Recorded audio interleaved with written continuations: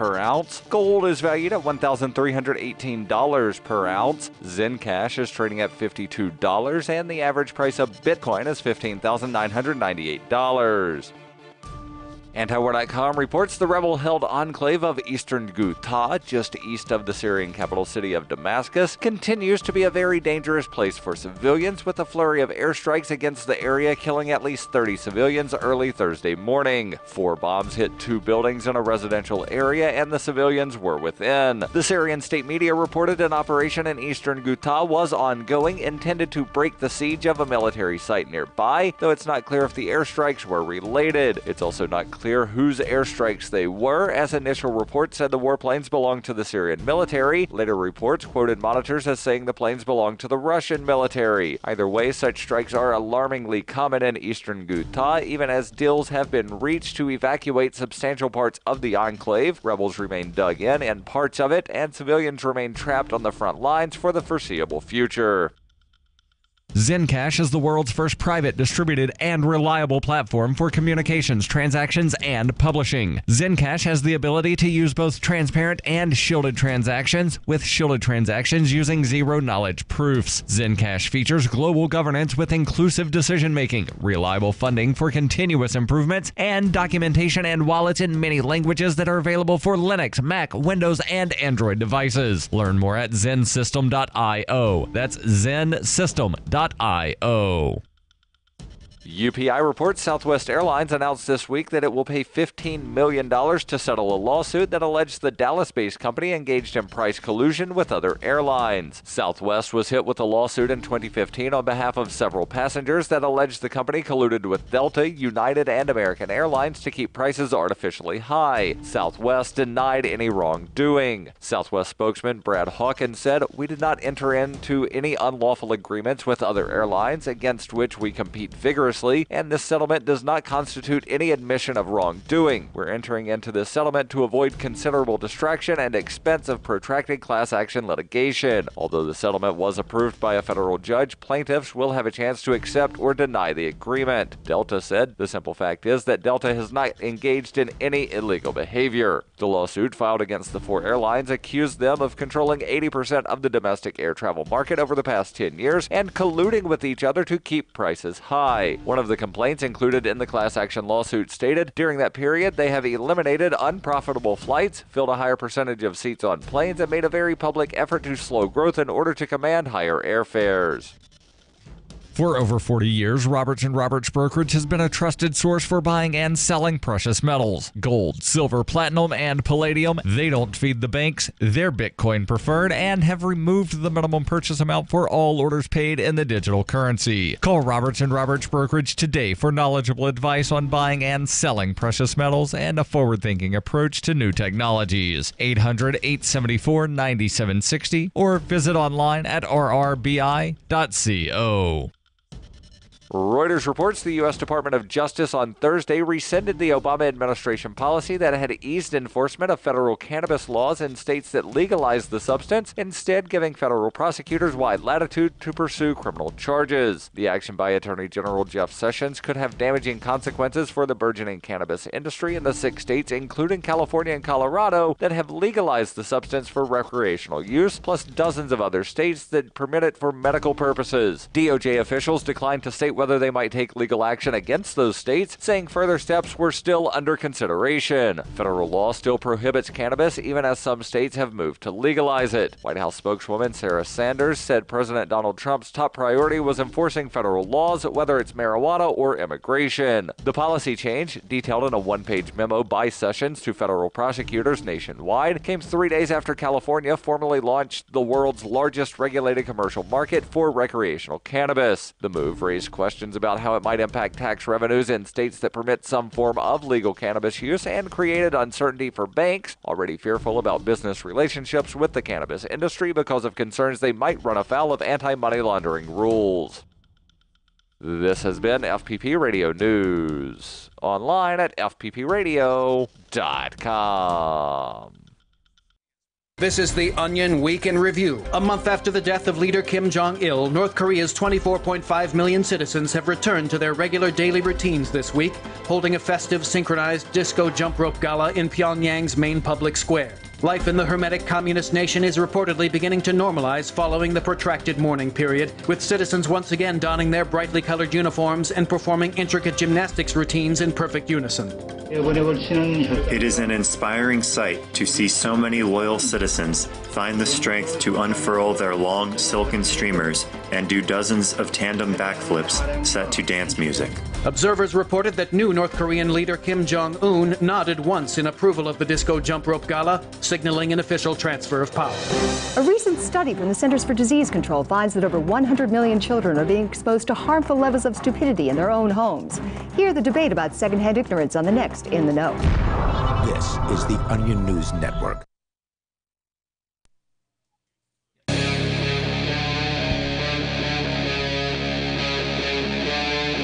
Free Talk Live.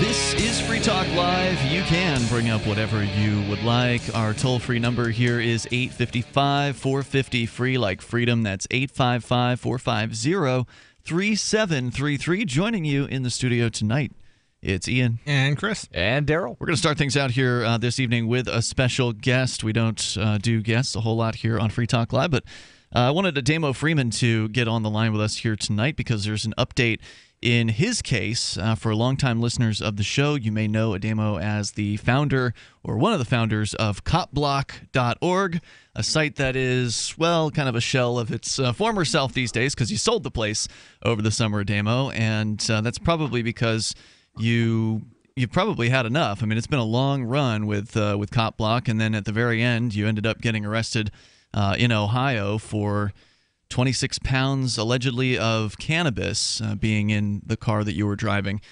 And so welcome back to Free Talk Live. Yeah, hey, I appreciate you guys having me on. And I mean, yeah, now at this point, having had my final pretrial conference yesterday, cat's pretty much out of the bag. And so their 26 pounds is wrong. It was only Really? 20 pounds. Oh, okay. But I guess once you're talking 20 to 26, it doesn't really matter as far as which felony you're going to get. They're both F3s. Right. But yeah, so as you mentioned, February 9th of last year, I was pulled over in Ohio for what I call the standard fishing expedition of police officers. The Ohio State Trooper claimed I had a burnt out taillight. It seems from, the dash cam video and stuff, it was just dim from February road weather dirt. And upon stopping me and asking me for my ID, when I handed it to him, my Colorado driver's license says he smells marijuana. Just so happens to find 20 pounds in the trunk. And, I sat in jail for almost 50 days, bonded out, been on what's called pretrial services. They call it a service. Mm-hmm. And when you fill out the form, when you go there, they even say client's name here as if this was voluntary. You're the client. But, wow. Yeah, wow. They say client's name, it's like, yeah, thanks. The hubris. This isn't voluntary.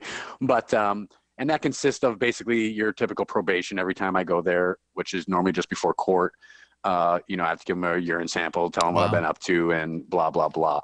And so I've been dealing with that for about 11 months. And, as you mentioned, in between that, I did decide to step away from CopBlock. This case probably had little to do with it at all. But, I mean, don't get me wrong, there's a factor. But like you mentioned, for me in my life, it was just time to move on. Yeah. And that's what I did over the summer is settled that, kind of geared my life to be prepared to handle this case and or be gone, in a cage for after this case. And, I've achieved all that. And this past Thursday, I had my final pretrial conference where the state offered me a plea deal of 36 months in prison, suspended, for 6 months in county jail now with my 50 days credited and 3 to 5 years of probation. And you said now, no. if you wind up getting convicted, what sort of punishment are you looking at? Great question, because so I have 2 F3 felonies that face 6 months to 36 months in prison. Mm-hmm. And they're in the plea deal, they drop one of those and just basically max me out on one, but then give me probation and try to keep me under the thumb for 3 to 5 years. Right. And so if I go to trial, I face both F3s. And so he could give me that times 2. He could run them concurrent. There really is. They haven't threatened me like they had in the past for some things. Like if you go to trial, you will get the max. But you also have to remember that until yesterday, I have had legal representation. And so I wasn't really present for many of the closed door conversations, or for any of them, not many, for any of them. You said until yesterday. Did you fire your attorney? I did not fire him, but I did make him stand by counsel. I see. I learned this from my New Hampshire experience that when I ran a trial myself, that sometimes having a standby counsel be there because the state's prosecution will do things that they know you're not going to object to because you don't know. You don't know the system, so right? My attorney's on board with that, and my only defense now is the straight, honest truth, and my attorney can't present that. Right. For listeners that aren't familiar, an attorney is basically an officer of the court. And there's certain things, they basically swear an oath to the court system. Yes. There's certain things that because of that oath, they are bound to basically not participate in, which is to say, advocate for jury nullification in a lot of states, for instance. They'll get in trouble for that. Here in New Hampshire, it's totally legal for them to do that. And this isn't legal advice. Maybe there are some states where that's totally fine. But in a lot of places, if you bring up jury nullification, you risk getting in pretty hot water with the judge. And most attorneys aren't willing to take that road. Are you going to be trying to convince this jury to find you not guilty despite what the facts appear to be? I mean, again, you don't have to talk in detail about the case. May not be a good idea to reveal that. No, I understand that, and I actually made a Facebook Live video, and I'm pretty much saying what I'm going to say in court already. Okay. Because so to answer your question is yes, I guess some could argue that way. Am I going to say the words jury nullification? No, the judge basically told me that I couldn't say those words and that I must only do the law. But I mean, I don't have that option, and I don't even understand what that fully means in their land. I know I'm accused of something, and I only know what I know, and that's the truth. I know that I'm a medical marijuana card holder. I know that Ohio in 2016 passed medical marijuana. For some reason, all the details of that laws aren't handed out. Furthermore, everything I had is legally in my realm. If I were in Colorado, would be, legally, I would be allowed to legally possess it. You're allowed to possess 20 pounds in Colorado? Yeah, I have a medical. My medical card is for 24 plants. Okay. And so if I'm growing 1 pound plants, any grower would tell you you're actually a pretty poor grower. And so. So you had plant. Okay, when I heard, whatever number of pounds, I thought it was just like bags of weed. No, it is. But I'm saying my medical card allows me to grow 24 plants. He's saying you can harvest, if you're a good grower, you can harvest more than a pound from a plant, is what he's saying. Okay. Right. Okay. And most growers can say they can do 2 pounds a plant, or at least 1.5, And so if the cops would have came and pulled me over or came into my house in Colorado and saw that much weed, they'd just be like, let me see your card. Okay, have a nice day. So their argument, the state's argument here is going to, probably be, well, look, Mr. Freeman here, he may be saying to you, jury, that this is legal where he's from, but he wasn't in Colorado when we busted him. He was in Ohio, and it is still illegal here, even if you're a medical patient, to have that much cannabis, and so therefore you need to send him up the river. Yeah, but what about interstate commerce? Were you on an interstate? I mean, how or when or why I was wherever is irrelevant. I was pulled over and the stop happens in Ohio. You know what I'm saying? Anything outside of that is irrelevant to this case. But that is fully what I expect the state to say, Ian. And my response to that is that, but Ohio is a medical marijuana state when I was pulled over. Medical marijuana state as of 2016. The state lawmakers have dragged their law. And even though that is all fact, I'm not saying that negates me from what I did. What I'm saying is that the state's punishment for me isn't related to a man who has a medical marijuana card. And there is clearly a gray area here, which the judge acknowledged in my final pretrial conference yesterday. Oh, really? Interesting. Because I failed my last drug test for THC. And he said you have to follow these things and do these things. And even though it is a gray area with your med card, and I'm not sure, how that all pans out essentially. But he said that's not what you can say during this trial. You have to argue the law at the time. but they're also negating the fact that the medical marijuana legally passed in 2016. And again, to reiterate my point, that those laws have to include whether or not they reciprocate another state's medical card, and that's a question mark. And so that's just a point. And furthermore, I'm not asking the jury not to punish me. I'm saying I've been punished enough. I've done 50 days in jail. I've basically done a year of probation, tens of thousands of dollars, and a year's worth of my medicine taken. Time served. And I'm looking at the medical marijuana website for the state of Ohio, and they say that patients and caregivers are allowed to have a 90-day supply. But then they cite some administrative rule that defines exactly what a 90-day supply is. And it makes it look like no more than 8 ounces of something harvested from a plant. We're going to continue here in moments. I mean, it's not going to be an easy case, but then again, all you have to do is find one juror to say not guilty to hang it. More coming up here in moments. Hang on if you got time, Ademo. And not to mention the shedding. I would vacuum the carpet 3 times a week. Frodo was scratching all night long, bouncing on the side of the bed, keeping me awake the whole entire night from all the scratching and chewing. It kind of makes you neurotic. Does your dog itch, scratch, stink, or shed like crazy? Mounds and mounds of fur all over the place. Come to Dinovite for help. DINOVITE.com. If you want the dog to be healthy, you got to feed it something healthy. Dinovite is nutrition. The omega-3 fatty acids. Flaxseed, zinc, alfalfa. Our vitamins and enzymes replace the nutrients cooked out of most commercial dog foods. He gobbles it up. He's not up all night scratching. His shedding is minimal, and it is such a pleasure to have my calm, relaxed, non-shedding puppy back. And I have to thank Dinovite for that. Don't let your dog itch, scratch, stink, or shed like crazy. Come to Dinovite for help. 859-428-1000. 859-428-1000. DINOVITE.com. I got my Blink home security system delivered right to my door. I downloaded the app and it walked me right through the easy setup. Even with my complicated router system, I was done in like 10 minutes. Now it notifies me whenever something moves in front of the wireless cameras, or I can just check it whenever I want right from my phone. And I got you a deal. Get 3 Blink cams for what the other guys charge you for 1, plus an extra 10% off. Visit blinkprotect.com/FTL. blinkprotect.com/FTL. blinkprotect.com/FTL. I've said it many times on air, and I'll say it here. The New Hampshire Liberty Alliance is one of the most important organizations for freedom in the world. New Hampshire is ground zero for freedom, and the NHLA is the best organization at promoting effective liberty activism. This ad is sponsored by Free Talk Live, and I, Mark Edge, am a lifetime member because I believe in the NHLA. Please check them out at nhliberty.org. Not everyone can move right now, but you can support the cause. Donate top cryptocurrencies or old-fashioned U.S. dollars, nhliberty.org. Visit their website and see what they're all about, nhliberty.org. Is spreading the message of liberty, cryptocurrency, and peace around the globe worth $2 per month to you? As you may already know, in addition to our internet feed, LRN.FM broadcasts on free-to-air satellite across North and Central America, as well as Sub-Saharan Africa. And we've been available on satellite for free 24/7 since 2010.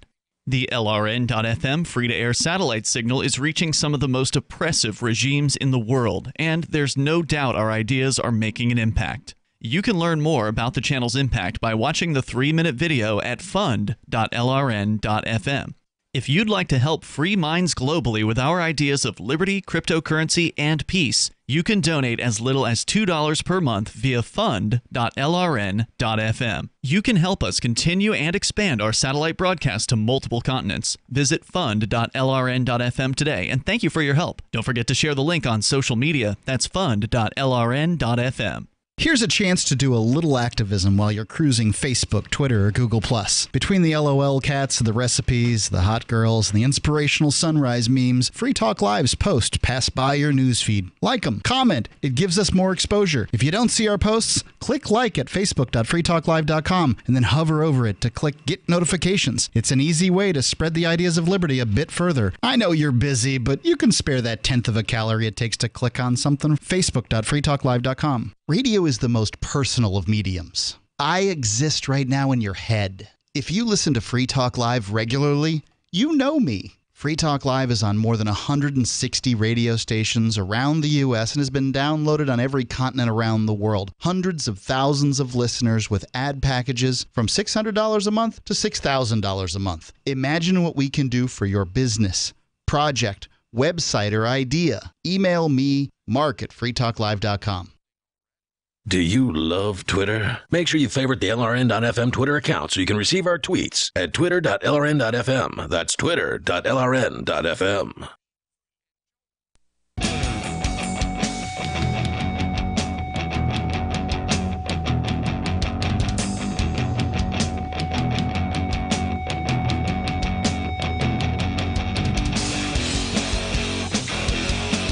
Free Talk Live. Dial toll-free here to bring up what you want and take control of the airwaves at 855-450-FREE like freedom.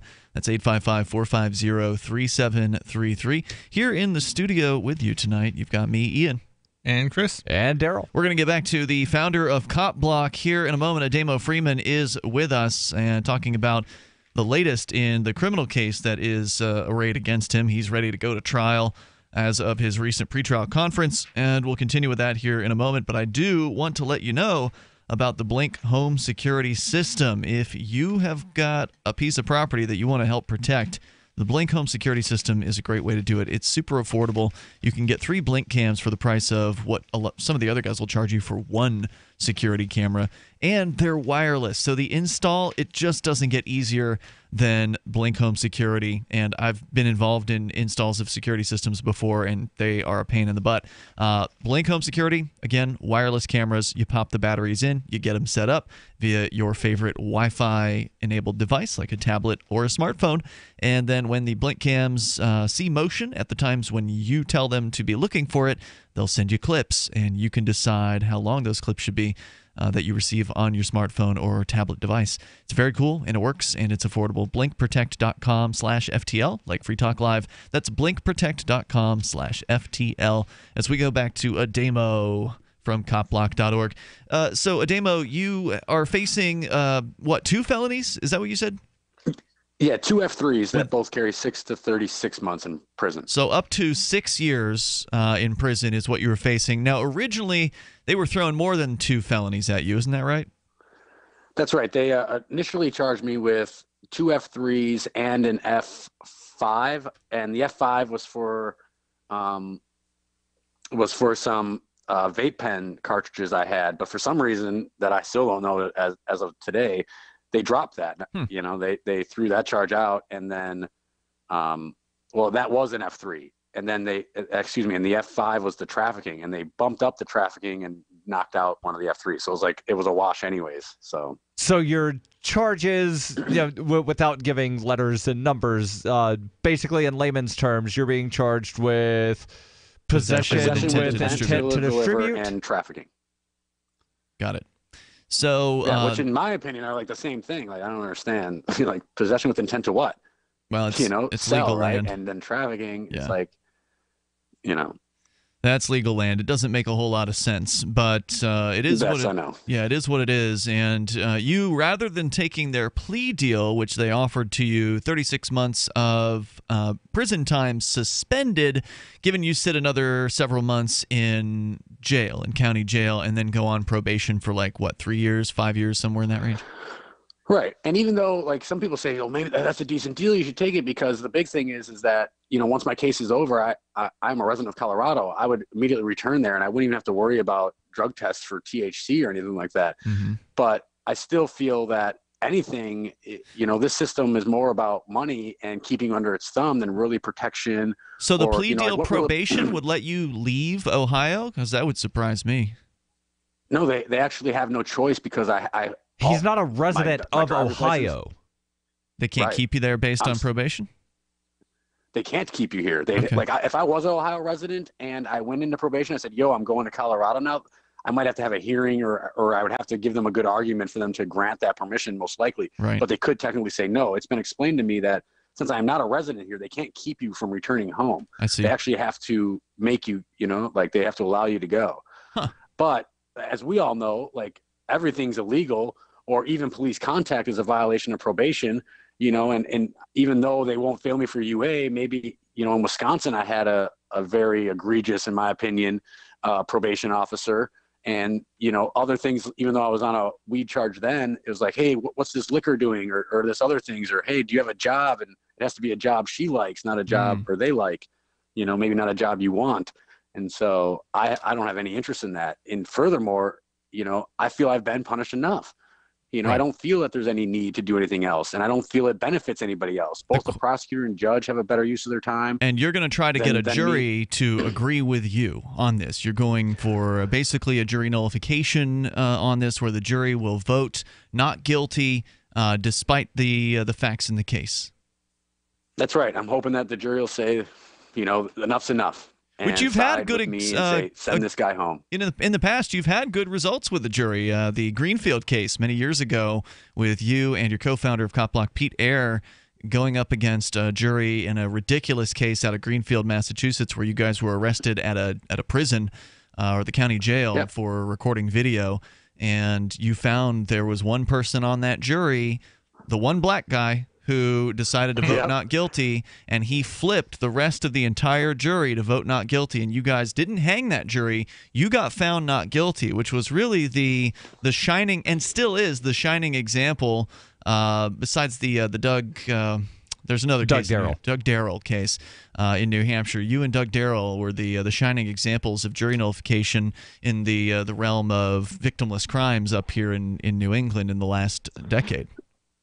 Yeah, I mean, I'm definitely not, I'm not shy to go into the courtroom. I'm definitely comfortable in there, and I think I'm going to be more comfortable in this case than I was in the Massachusetts case you're referencing, or even my New Hampshire case for wiretapping, which I felt I did really well in too. It was just in a city that was dead set on hanging me, and so because I ended up winning that one as well through appeal. Right, but the jury in that case sent you up the river. Did convict me. Wiretapping, That's which is where you weren't wiretapping, you were recording a phone call with a state bureaucrat, but yet the government here in New Hampshire, one of the worst parts about New Hampshire is its wiretapping law, and that's something that needs to change. But regardless, like you said, you did win that one on appeal. But I believe that the issue at hand today, medical marijuana, whatever words you want to attach or not attach to it, is an easier issue than trying to explain to a jury that wiretapping isn't a crime either. Yeah, this is timely. I mean, it's definitely timely, because most people don't take most people do take the plea. So you're going to be unique in that very, very rarely do they actually end up prosecuting a case like this. And so it's very rare that a jury ever gets a chance to really even weigh in on this subject. And so it will be very interesting. Of course, I wish it were happening here so I could come out there and record it. Do you happen to know if Ohio allows video cameras in courtrooms? I'm reaching out to media, and I know some of my friends here in Ohio are going to show up, and we're going to do the motions. But I was in court. It was the first time I actually went into their courtroom the other day, and they do have like the state-of-the-art recording things. And so I don't know if they'll pull off the "we have a recording and you can get it" line. And I don't think they've ever had anybody who's wanted to have this interest. And so. Yeah.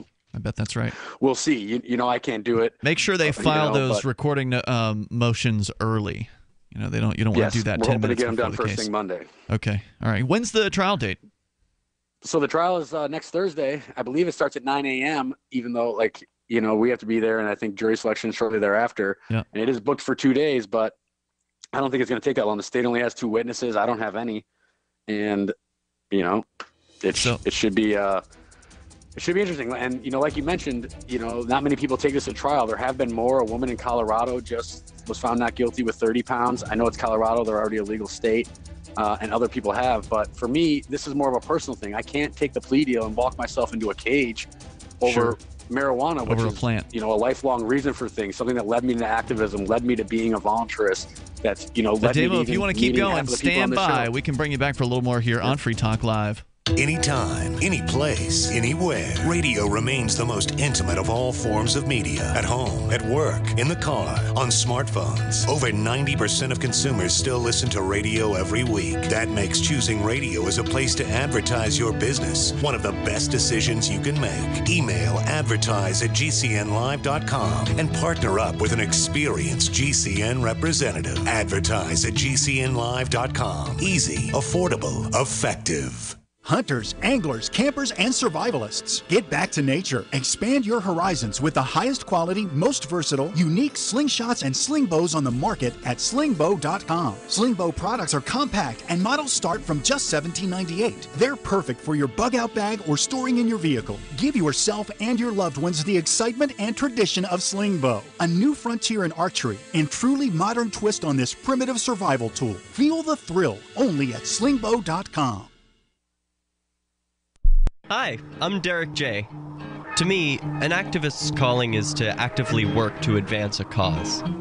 The cause for which I work is personal freedom. I believe my life is best when I engage in voluntary interactions and self-government. I reject the idea that anyone else has a higher claim to my life or my body than I do. I see people who call themselves the government as a threat to my personal freedom. I realize you may feel differently, but my relationship with the people who call themselves the government is completely involuntary. If Starbucks used some of its money to drop bombs, I wouldn't shop there. So why would I support the American empire? The empire does not require my consent. Derek J's Victimless Crime Spree. Watch it for free and order the Director's Cut DVD at victimlesscrimespree.com. That's victimlesscrimespree.com. This Your Family Today tip is brought to you by Ovaltine. Give your kids the nutrition they need to be their best. Visit us at ovaltineusa.com.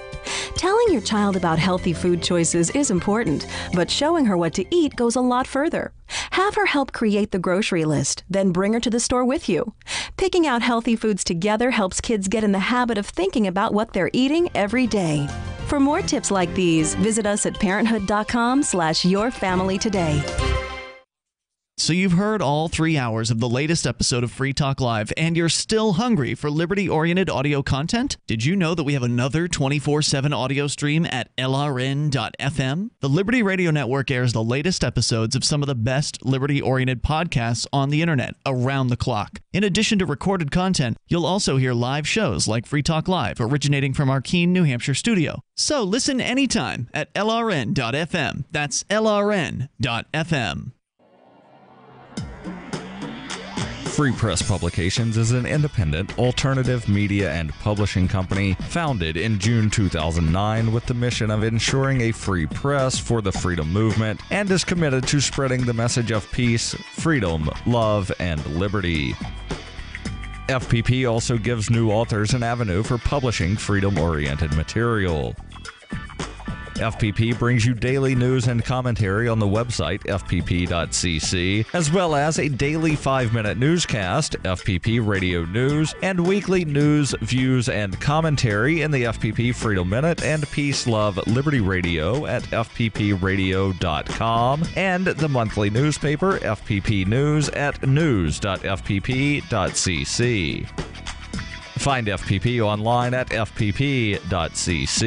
That's fpp.cc, as in Creative Commons. If you enjoy LRN.FM, please contribute to your favorite shows via their websites and become an amplifier at amp.lrn.fm. That's amp.lrn.fm.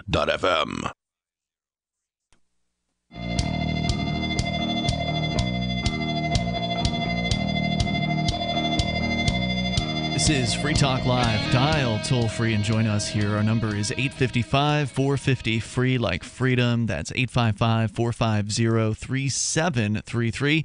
And don't forget, you can join Free Talk Live coming up in Acapulco, Mexico at Anarchapulco, where they're making anarchy great again with great speakers, including keynote address from Ron Paul. Also, G. Edward Griffin, Jeffrey Tucker, Roger Ver, Larkin Rose, Jeff Berwick, Bruce Fenton, Brett Venat, Julia Taransky, Dana Martin, Juan Galt, Adam Kokesh, Kerry Wedler, Vit Yadlaika, and Sterling Lujan. You can also enjoy live music from multiple bands, including Jordan Page, Backwards, Rob Hustle, and more. It's all happening at the Princess Resort in Acapulco, Mexico, right there on the beach, February 15th through the 18th. That's when it's happening. There are also some related events that will be happening around the same time frame. You can get your basic tickets for 10% off by using code FTL over at anarchapulco.com. You can also register for some of the other events like the Health and Wellness Retreat and Change Media University with Luke Radowski. Plus, if you are registered for the main event, you'll also be included in Cryptopulco, which is happening on the final day of the February 15th through the 18th timeframe. We will look forward to seeing you there because Free Talk Live will be broadcasting from the event. It's at anarchapulco.com as we go back to Ademo Freeman. He is currently in Ohio awaiting trial on 2 felony counts of basically allegedly possessing cannabis with intent to distribute. Your argument in court, as you've said here, is that this was your medical cannabis. You are a medical cannabis card holder from Colorado. That is the state where you reside. And you're going to be trying to persuade a jury in this case to reject the state's charges and to find you not guilty, in which case you, even if that does happen, which would be the optimum outcome here, you still don't get the 50 days back that you've spent behind bars awaiting trial. Or all of the time that he's had to stay in Ohio awaiting trial. Correct. Right. And actually, saying not guilty is, that's essentially what it says. But really what it says to me is that they're saying enough's enough. They're saying the punishment I faced is the punishment I have already been given is enough. Now, I really don't even agree I should have been punished at all. Right. I'm just saying is if we have this gray area where Ohio is a medical marijuana state, some of these things haven't been written. I do have a card. There is no evidence, nor has there ever been any trafficking or sales distribution by me. This won't, and therefore, this should be the logical conclusion.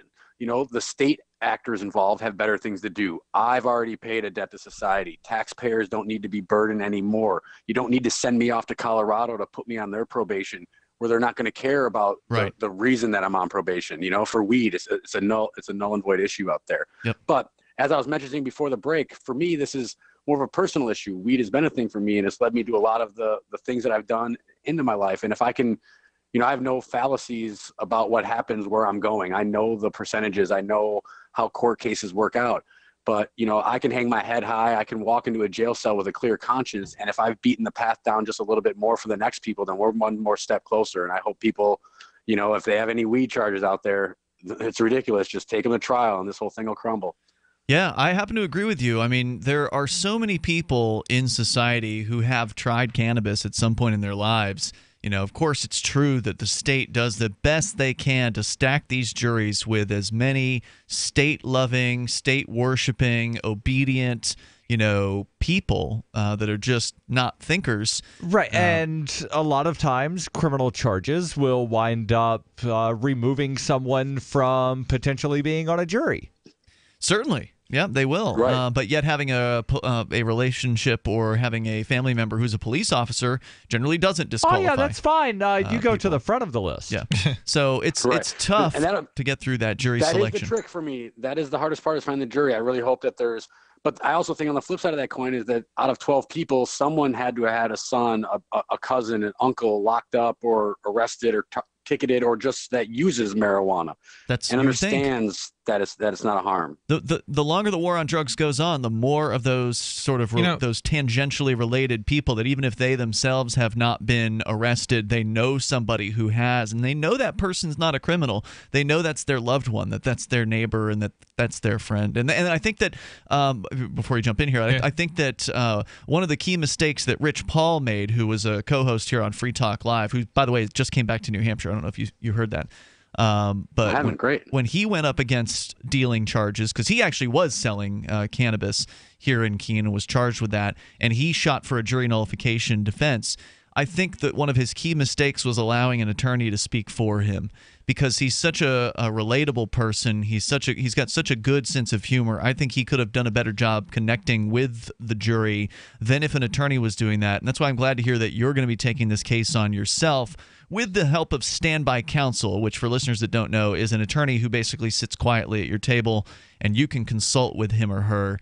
But you're the one who's talking to the jury. You're the one asking the witnesses questions.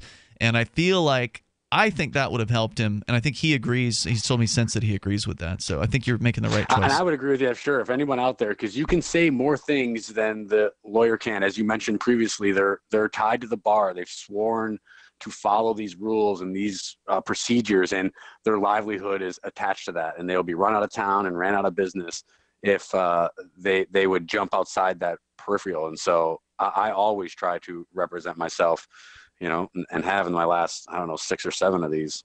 Yeah, the problem with connecting with the juries is that it's a stacked jury, so they always put the people who are on the opposite side of the political spectrum against you.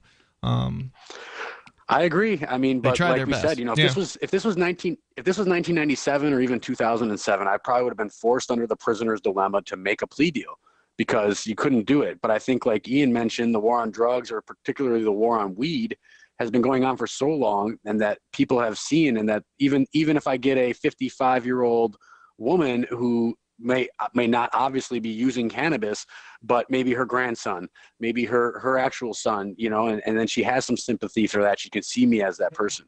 Right, and it was sympathy. Ian had mentioned the Doug Darryl case from New Hampshire. It was older guy growing marijuana, vindicated by a jury. The jury seeing, wait, this is a regular person. Like, he could be my next door neighbor. He could be my brother, my father, husband, whatever. He was growing not just for personal use, but for religious purposes. He was a Rastafarian. And he had no prior record, which also allowed the jury to be a little more sympathetic than, this is a guy with a rap sheet as long as his arm, and he gets busted all the time for this. In Ademo's case, he does have a prior record, but it's all victimless crimes. Right, but is that necessarily going to wind up making a difference to the jury? I don't know. Well, the jury shouldn't even hear about my priors. All my relevant priors that are within a time frame that they can bring up aren't even related to drugs. And my one other time I was arrested for possession of marijuana was in 2000. And so it's another state, and it's too old. And so the judge even talked about that yesterday. Do you have time for a question from the audience here? Sure. All right. We've got Vernon on the line in New Orleans. Vernon, you're on with Ademo Freeman from copblock.org. So let me get this straight. You've already got about 2 months of earned time in jail, and they're offering you this plea deal with 6 months, which you could probably get out, quicker with good behavior, versus the possibility of spending 6 years in prison based on principles. I just want to understand, because to me, if I were in that situation, that would be a really difficult decision to make, because the case that you have, I don't know, and maybe I'd put my money more on being pardoned or being exonerated later whenever the marijuana laws loosen up, because as you know, this is Ohio we're talking about. Doubtful. Yeah, and Vernon, I appreciate the question. I understand a lot of how people look at it, but the big kicker is, and what a lot of us like Ian and myself who have been through the system know, and maybe you have, so I don't want to make that assumption either, but it's the 3 to 5 years of probation that worries me more than the jail time or anything like that. In fact, I'd rather do 2 years of straight jail than even ever think about 3 to 5 years of probation. Right, because they can easily violate your probation. Probation can end up to be 10 years. Yeah, and the probation system it's like set up to fail. You're almost guaranteed that you're going to violate that probation at some point, and then you're right back into the system, right back into a prison cell. Vernon, thanks for the call. There's more coming up here with Ademo Freeman on Free Talk Live. Does your dog itch, scratch, stink, or shed like crazy? Come to Dynavite for help. Order a 90-day supply of Dynavite. Dynavite is nutrition. Pick up 2 bottles of Lico Chops, get the 3rd bottle free. New improved Lico Chops with omega-3, omega-6, vitamin E. And now, 6 extra direct-fed microbials. Even better for the digestive tract and immune system. Try Lico Chops. Buy 2, get 1 free. At Dynavite.com. DINOVITE.com. Cryptocurrencies are successful because of good technology. The liberty-loving voluntarists who founded Zencash in 2017 took the best tech, like zero-knowledge anonymity and decentralized autonomous organizations, and are creating a secure platform for money, messages, and media that can be sent to anyone, anywhere in the world. Zencash is a cryptocurrency dedicated to peace, anonymity, and decentralization. Find out more at Zencash.com. That's Zencash.com. Warning. If you're drowning in debt you can't afford, do not let the credit card companies trick you into thinking that you have to pay it all back, because you don't.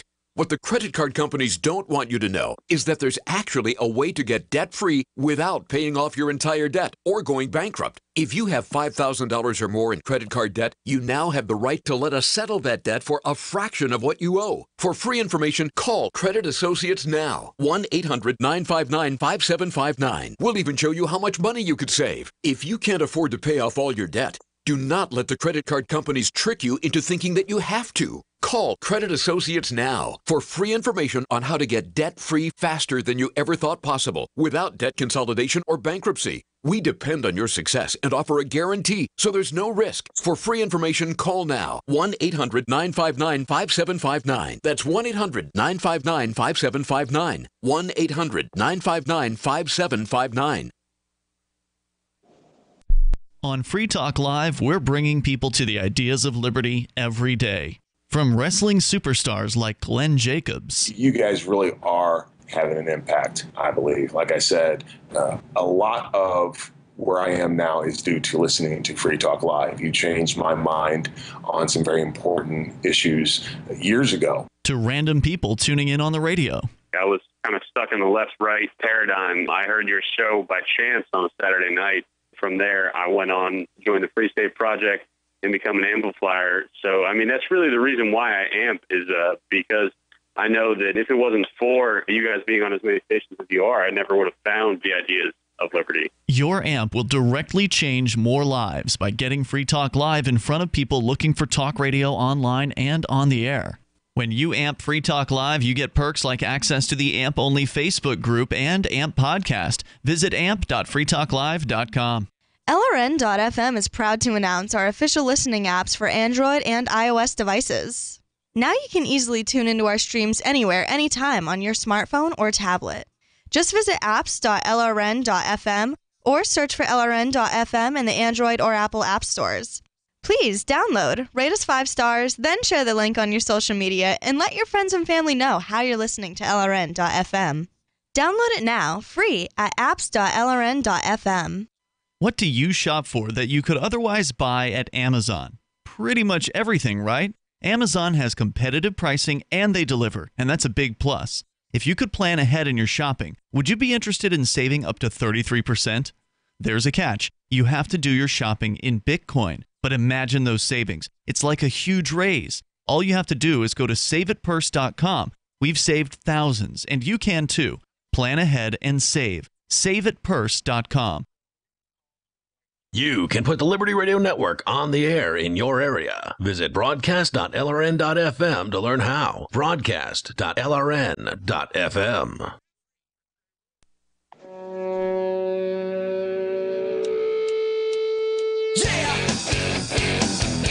It is Free Talk Live, and of course, you're invited here to join us at 855-450-FREE, like freedom. That's 855-450-3733. We've got an email list, by the way. You can get signed up for it over at freetalklive.com.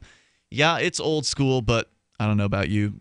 Email's still one of the best ways to reach me. So if you want to get signed up for the Free Talk Live email list, the email sign-up box is right there on the front page toward the top of the website at freetalklive.com. Joining you tonight, it's Ian. And Chris. And Darryl. We've got Ademo Freeman with us from copblock.org, spending a good amount of time with us tonight, and I appreciate you calling in here to update us. You had your final pretrial hearing prior to a criminal trial where you're facing up to 6 years in prison for possessing 20 pounds of cannabis in Ohio early when you were arrested in early 2017.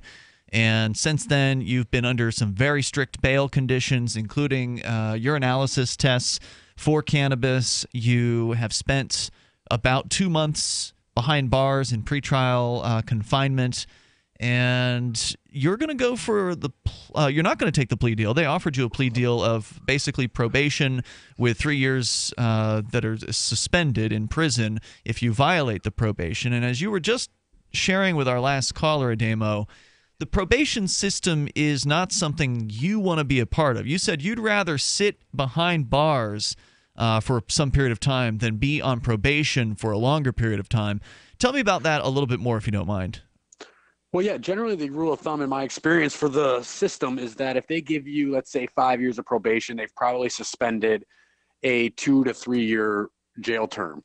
You know what I'm saying? It's usually double. They want you under their thumb, their supervision for double the time you've been in jail.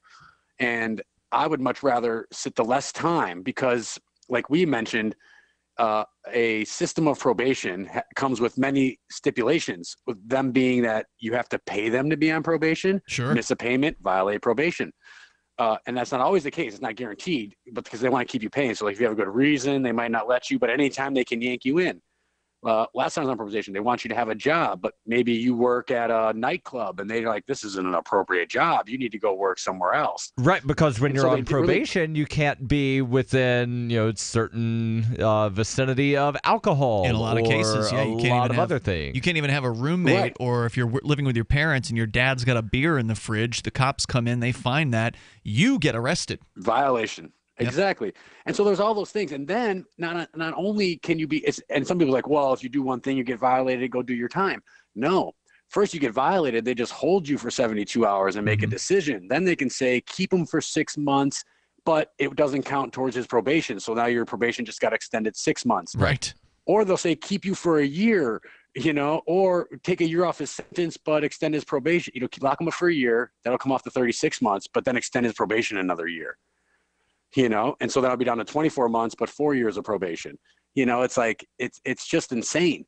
And, that's just of what we know today. What if whatever they make tomorrow, the next day, I don't want nothing to do with it. I want to be out of this system as soon as possible. And that's exactly what I'll tell the judge at sentencing. Like, hey man, don't give me probation. Just do whatever you got to do that lets me go home sooner or, without you guys on my back. Any more than you are just living in the USSA. Now, as our caller pointed out, it is tough. I mean, they make, in a lot of cases, the plea deals are very, very attractive. I mean, in Rich Paul's weed dealing case here in Keene, he was literally the day before trial offered a plea deal of no prison time if he would just take the plea deal. And he didn't. He went to trial. He shot for jury nullification. It didn't work out. And he ended up spending a year behind bars. And that's got to be tough to deal with, especially after the fact. Probation, right? He had to do several years probation for Rich's case.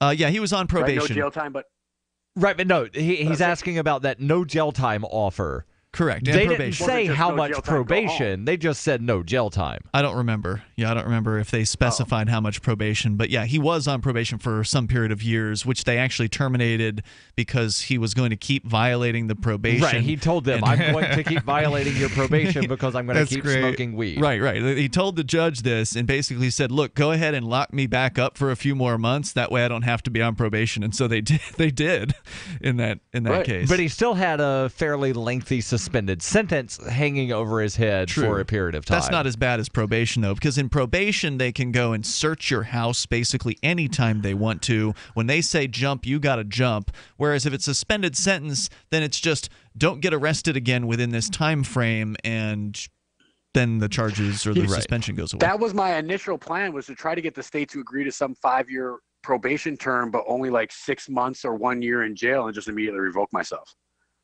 Let me go to Rudy. He's on the line here in Bullhead City listening to K-Talks. Rudy, you're on with Ademo Freeman. Go ahead.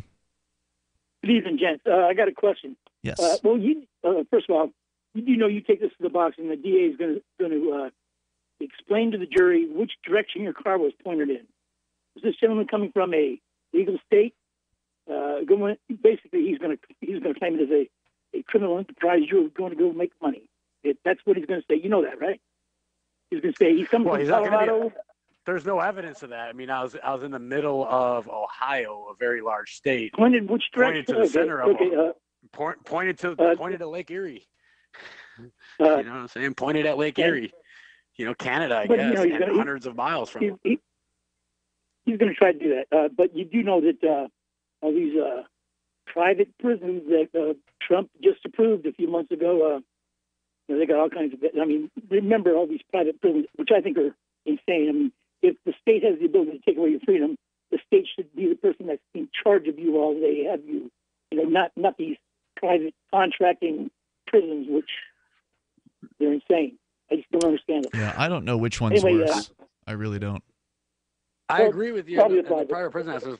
But at the end of the day, it's just another example that they're going to allow me to highlight by continuing my prosecution. I'm going to be able to highlight not only how ridiculous the war on weed is, but how there is no justice in a courtroom the hypocrisy of it and the prison, the prison aspect of it. I mean, you're talking about a nonviolent offender going to a prison. Be able to say, that just this seems man was ridiculous.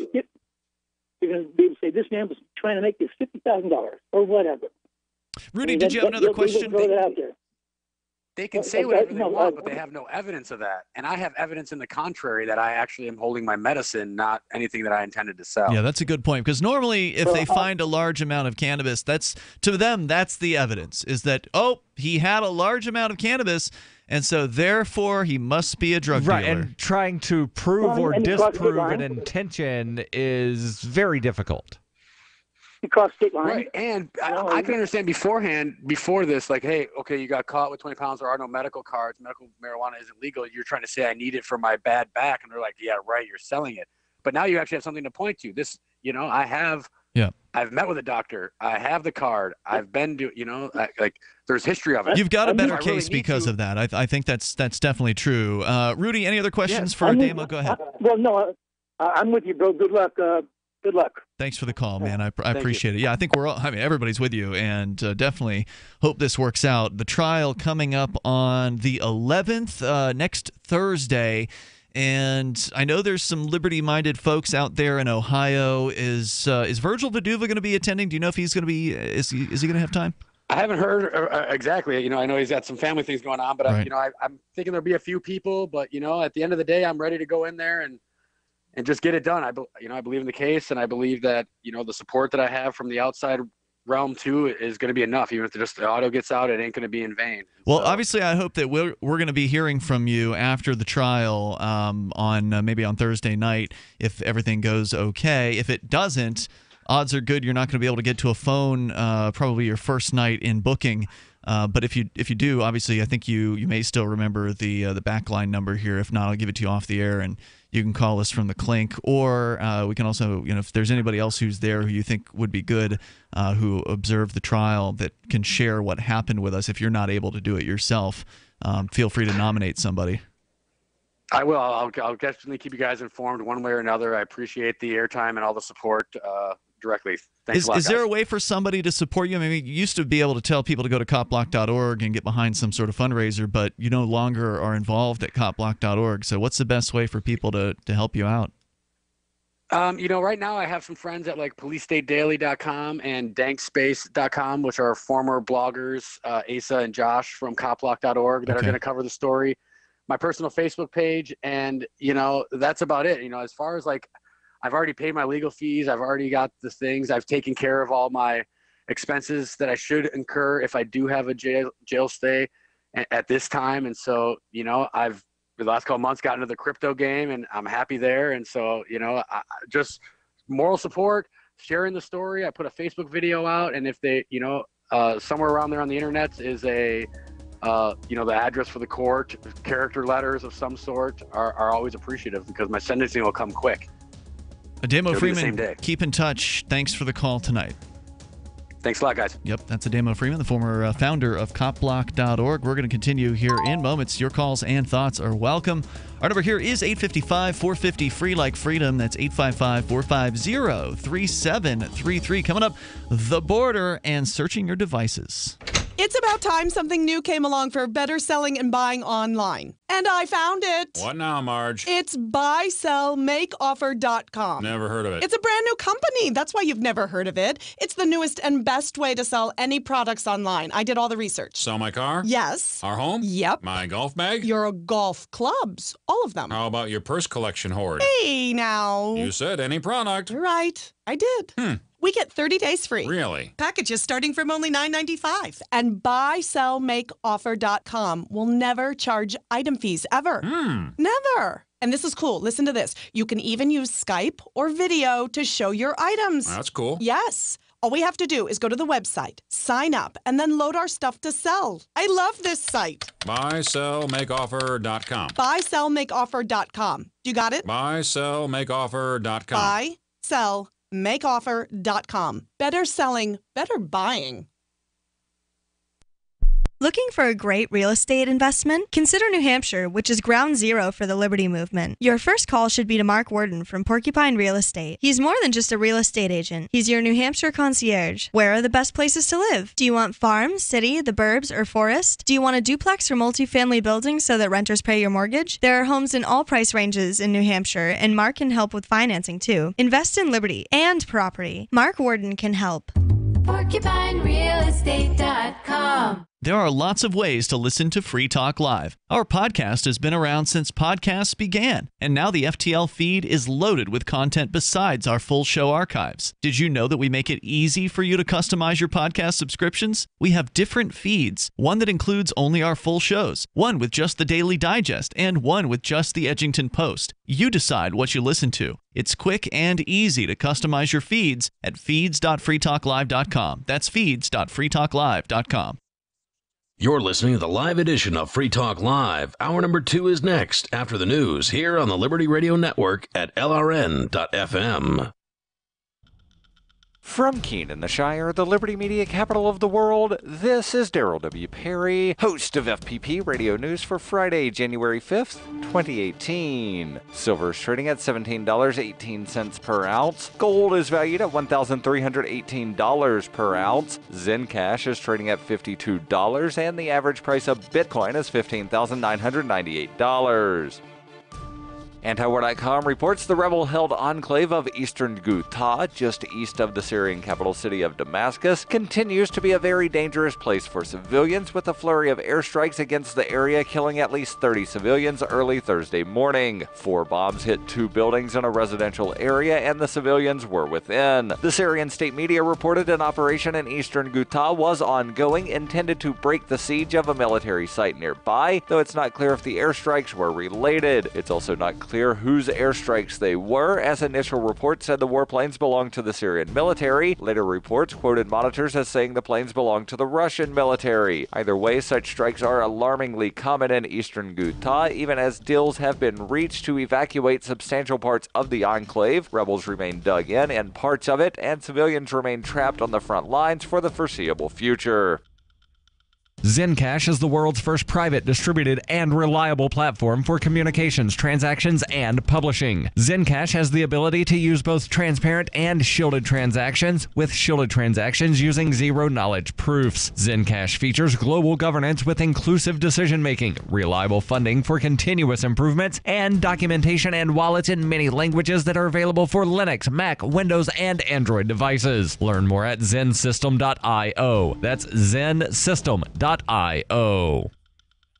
UPI reports Southwest Airlines announced this week that it will pay $15 million to settle a lawsuit that alleged the Dallas-based company engaged in price collusion with other airlines. Southwest was hit with a lawsuit in 2015 on behalf of several passengers that alleged the company colluded with Delta, United, and American Airlines to keep prices artificially high. Southwest denied any wrongdoing. Southwest spokesman Brad Hawkins said, "We did not enter into any unlawful agreements with other airlines against which we compete vigorously, and this settlement does not constitute any admission of wrongdoing. We're entering into this settlement to avoid considerable distraction and expense of protracted class action litigation. Although the settlement was approved by a federal judge, plaintiffs will have a chance to accept or deny the agreement." Delta said, "The simple fact is that Delta has not engaged in any illegal behavior." The lawsuit filed against the 4 airlines accused them of controlling 80% of the domestic air travel market over the past 10 years and colluding with each other to keep prices high. One of the complaints included in the class action lawsuit stated, during that period, they have eliminated unprofitable flights, filled a higher percentage of seats on planes, and made a very public effort to slow growth in order to command higher airfares.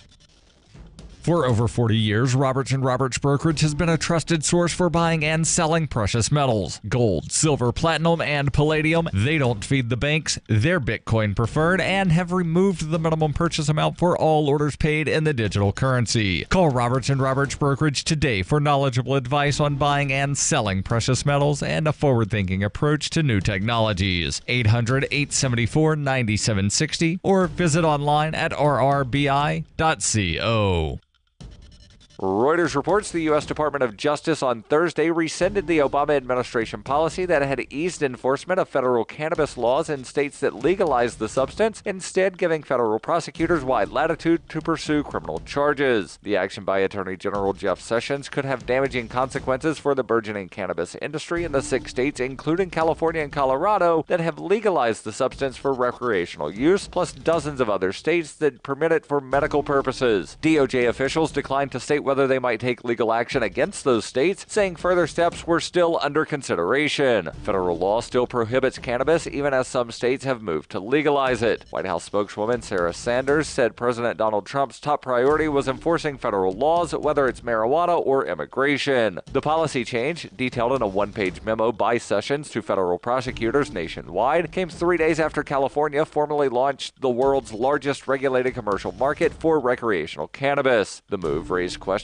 about how it might impact tax revenues in states that permit some form of legal cannabis use and created uncertainty for banks, already fearful about business relationships with the cannabis industry because of concerns they might run afoul of anti-money laundering rules.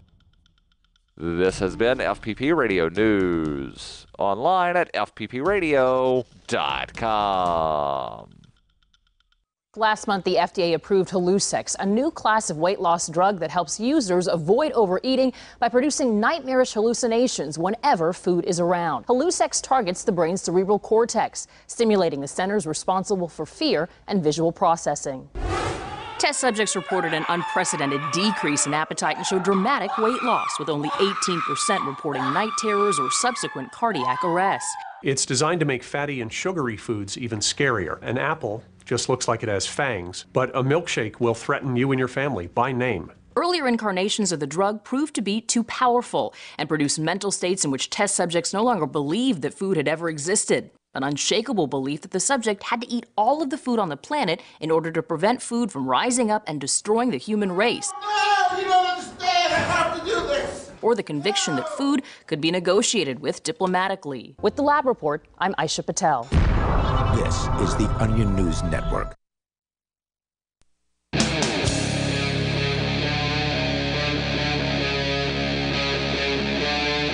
Free Talk Live. It's Free Talk Live. Dial in here toll free and bring up anything that you want. Our number here is 855-450-FREE, like freedom. That's 855-450-3733. We do have Skype, and the Skype username here is LRN.FM. Coming up, your devices at the border. We're going to tell you that there may be a little bit of good news, as I understand it. I haven't read the story, but Darryl and Chris, you guys both had similar versions of the same news piece. Same story, yeah. From different sources. Different sources, yeah. That came in tonight. And so that's always an indicator that we should talk about that thing. And we're going to do that coming up. But since we were talking about cannabis, there is interesting news out of nearby Vermont. We do this show from New Hampshire. And it looks like Vermont might be beating New Hampshire to the punch. Of course, New Hampshire's been behind the ball on cannabis legalization for the last decade. First in the nation. We're the first in the nation, Ian. You mean with the primary, but not right. But with the politicians love to throw out this BS of first in the nation, but yet they never want to be the first to actually do anything. The BS is live free or die. That's a nice slogan. It looks nice on a license plate, but it's a little ironic being on a license plate, and it's clearly not live free or die. A government-issued license plate that they mandate that you have. If it wasn't for the fact that the Free State Project and all liberty-minded people moving here, I would not be here. None of us would. Years ago, it was really interesting. Why would someone move to the frozen tundra? Because of the slogan "Live Free or Die." If that were true, but I realized a long time ago that just wasn't really true. No. So it's if we want it, we got to make it. Yep, that's true. And so New Hampshire is slowly moving towards potential legalization. There is going to be a vote apparently coming up here next week. It was supposed to happen this week, but the legislature just got back into session for 2018, or came into session for 2018. So you're going to start to see more of what's going on like, Darryl, your website, libertylobby.info. Yes. Where you're doing a crowd-funded lobbyist thing that you started last year, and this is going to be your second year in full swing. Yes. On Liberty Lobby. So you're going to be following a lot of different issues, cannabis being one of the myriad of things that you're paying attention to. But it's instructive to see what's been happening in neighboring Vermont. And according to also thehill.com, the Vermont House passed a bill yesterday, late yesterday, to legalize recreational possession of marijuana just hours after Attorney General Jeff Sessions rescinded a Department of Justice policy on legal marijuana. Lawmakers voted 81 to 63 in favor of the bill, which would allow adults over the age of 21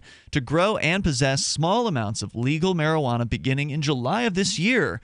The state Senate still needs to approve the measure, but Vermont Governor Phil Scott, who's a Republican, has signaled he will sign the bill. Interesting. Now, he did veto a similar measure last year, but if he's saying he's going to sign it, that's a good indicator because, this is a race now, I think, for some of these states. I think they're finally realizing that there is some sort of level of competition. There is a level of pressure that's being placed upon these states, and that pressure is, well, do you want the revenue or not?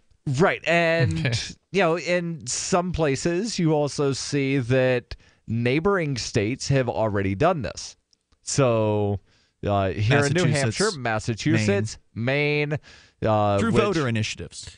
Correct. This would be the first, if this Vermont happens. does not have voter initiative. Right. Neither does New Hampshire. This would be the first time in the United States, if this goes through, if the Senate and the governor in Vermont pass this, that will be the first legislatively legalized cannabis in the country. Correct. So, if that happens, then kudos to Vermont, and hopefully New Hampshire won't drag its feet too long afterwards. Even California, that was, the first one to wind up putting in the medical cannabis back in the 90s. Yep. They waited until all of their neighboring states had wound up legalizing before they did. They did. That's true. That is true. So we'll see how this all pans out. House members rejected an effort led by Republicans to delay voting on the bill amid reports that Sessions would rescind a Justice Department policy on states legalizing marijuana. The Marijuana Policy Project called the vote an important step.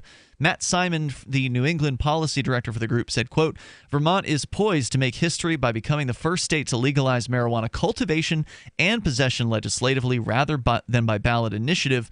We applaud lawmakers for heeding the calls of their constituents and taking this important step toward treating marijuana more like alcohol. Vermont would become the 9th state to make recreational marijuana legal for adults upon the bill's signing and the first to do it through the state legislature. And then they go on to talk about Sessions, who apparently rescinded an Obama-era policy that ordered U.S. attorneys in states where marijuana has been legalized to deprioritize prosecution of marijuana-related cases. Right, and we talked about that last night. You did, and the statement wound up saying, follow the law, but use discretion, which led me to ask the question numerous times, are we a nation of laws where laws must be followed, or are we a nation where prosecutors and judges and police officers have discretion and they can make stuff up on a whim?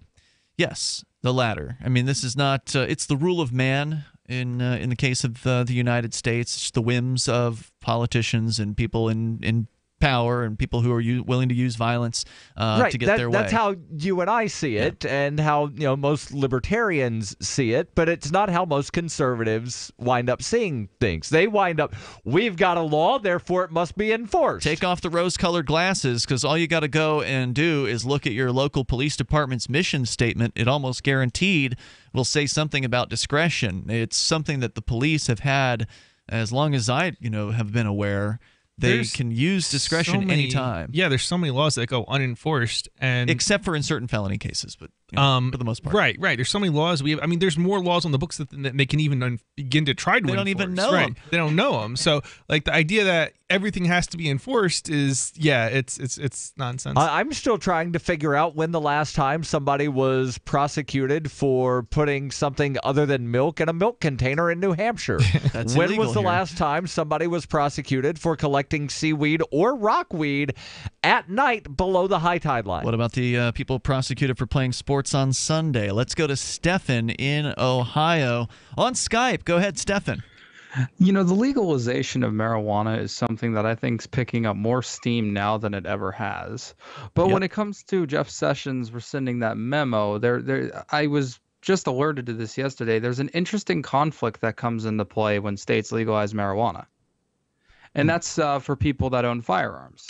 Yeah, that's true. Since the background checks are done at a federal level, if you smoke pot in the state where it's legal or have a medical card, your background check is still going to be sent back because on the federal level, if you smoke marijuana, you can't have a gun.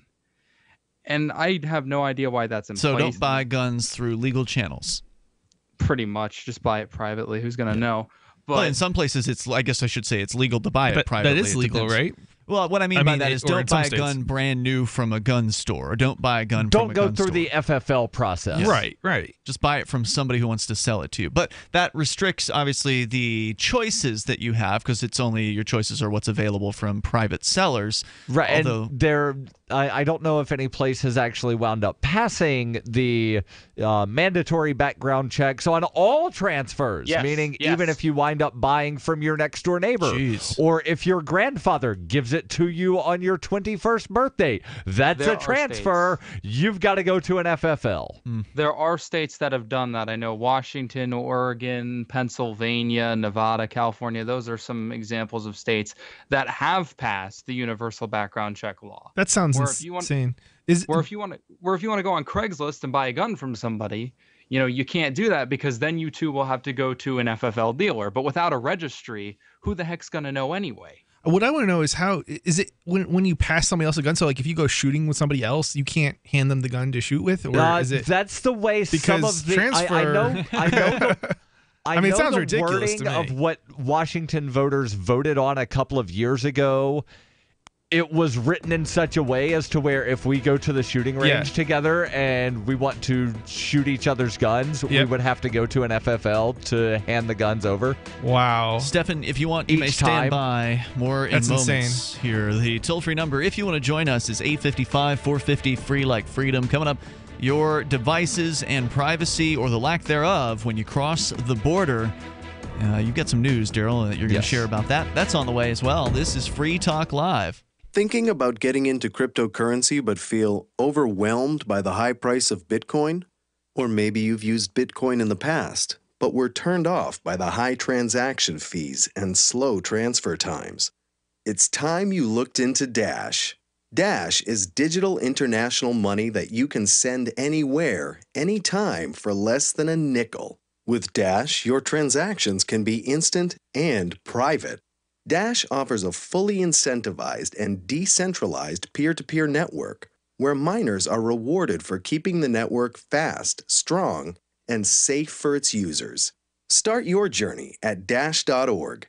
Since its launch in 2014, Dash has made a huge impact in the crypto world and is showing no signs of stopping. Check out Dash.org for more information about Dash. And get in now on the future of cryptocurrency. Dash.org. Cryptocurrencies are successful because of good technology. The liberty-loving voluntarists who founded Zencash in 2017 took the best tech, like zero-knowledge anonymity and decentralized autonomous organizations, and are creating a secure platform for money, messages, and media that can be sent to anyone, anywhere in the world. Zencash is a cryptocurrency dedicated to peace, anonymity, and decentralization. Find out more at zencash.com. That's zencash.com. You've heard of Bitcoin Cash, but did you know there's now a Bitcoin Cash wallet? The Bitcoin.com wallet is a simple and powerful full-featured Bitcoin Cash and Bitcoin Core wallet that allows you to send and receive either currency with anyone, anywhere in the world. The Bitcoin.com wallet supports both single and multi-signature wallets and is available in multiple languages. The Bitcoin.com wallet is available for Android, iOS, Windows, Mac, and even Linux. Learn more at Bitcoin.com. That's Bitcoin.com.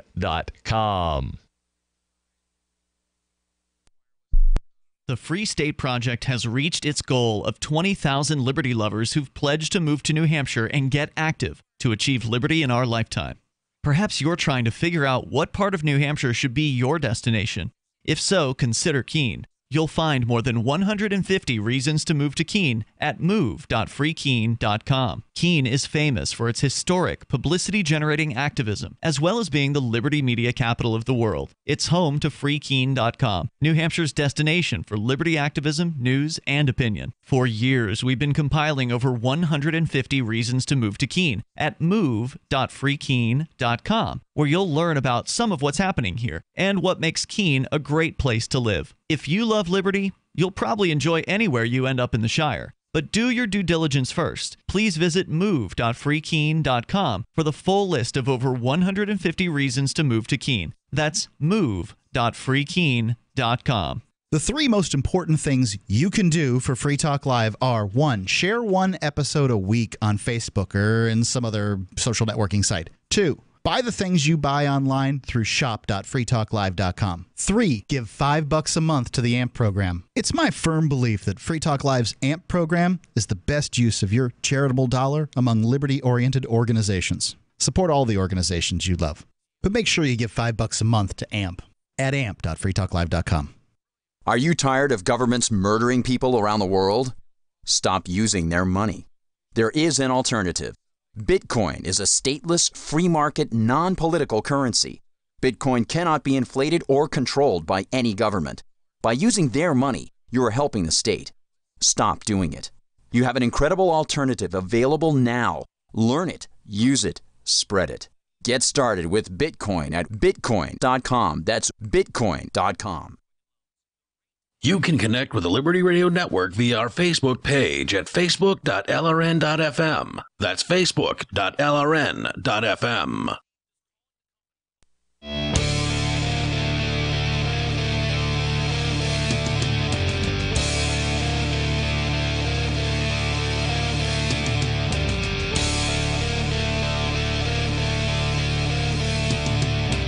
Free Talk Live.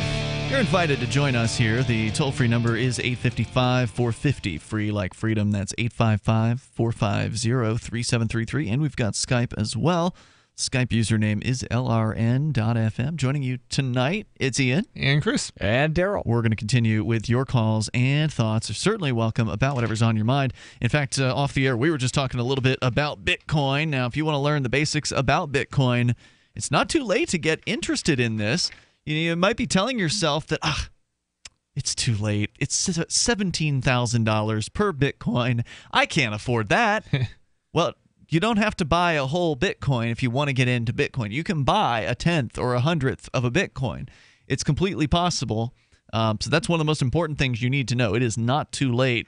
Go to bitcoin.com. Let me give you an example. If you'd bought a 100th of a Bitcoin back in August, so just several months ago, it would have been about $25, and that 100th of a Bitcoin would be worth about $170 right now. So, putting $25, $30, $50, $100 into Bitcoin can pay off if it keeps going up in price, which, of course, there's no guarantees. But if you want to learn the basics, go to bitcoin.com. That's where you can get some great information about Bitcoin, the world's first cryptocurrency that has taken the world by storm, and you really owe it to yourself to check this out. Bitcoin.com. As we go back to Stefan, he's in Ohio and on via Skype. Stefan, you were talking about some concerns that you have around cannabis legalization and possession of guns, because the federal government and state governments tend to they don't like it when when people try to mix those two worlds.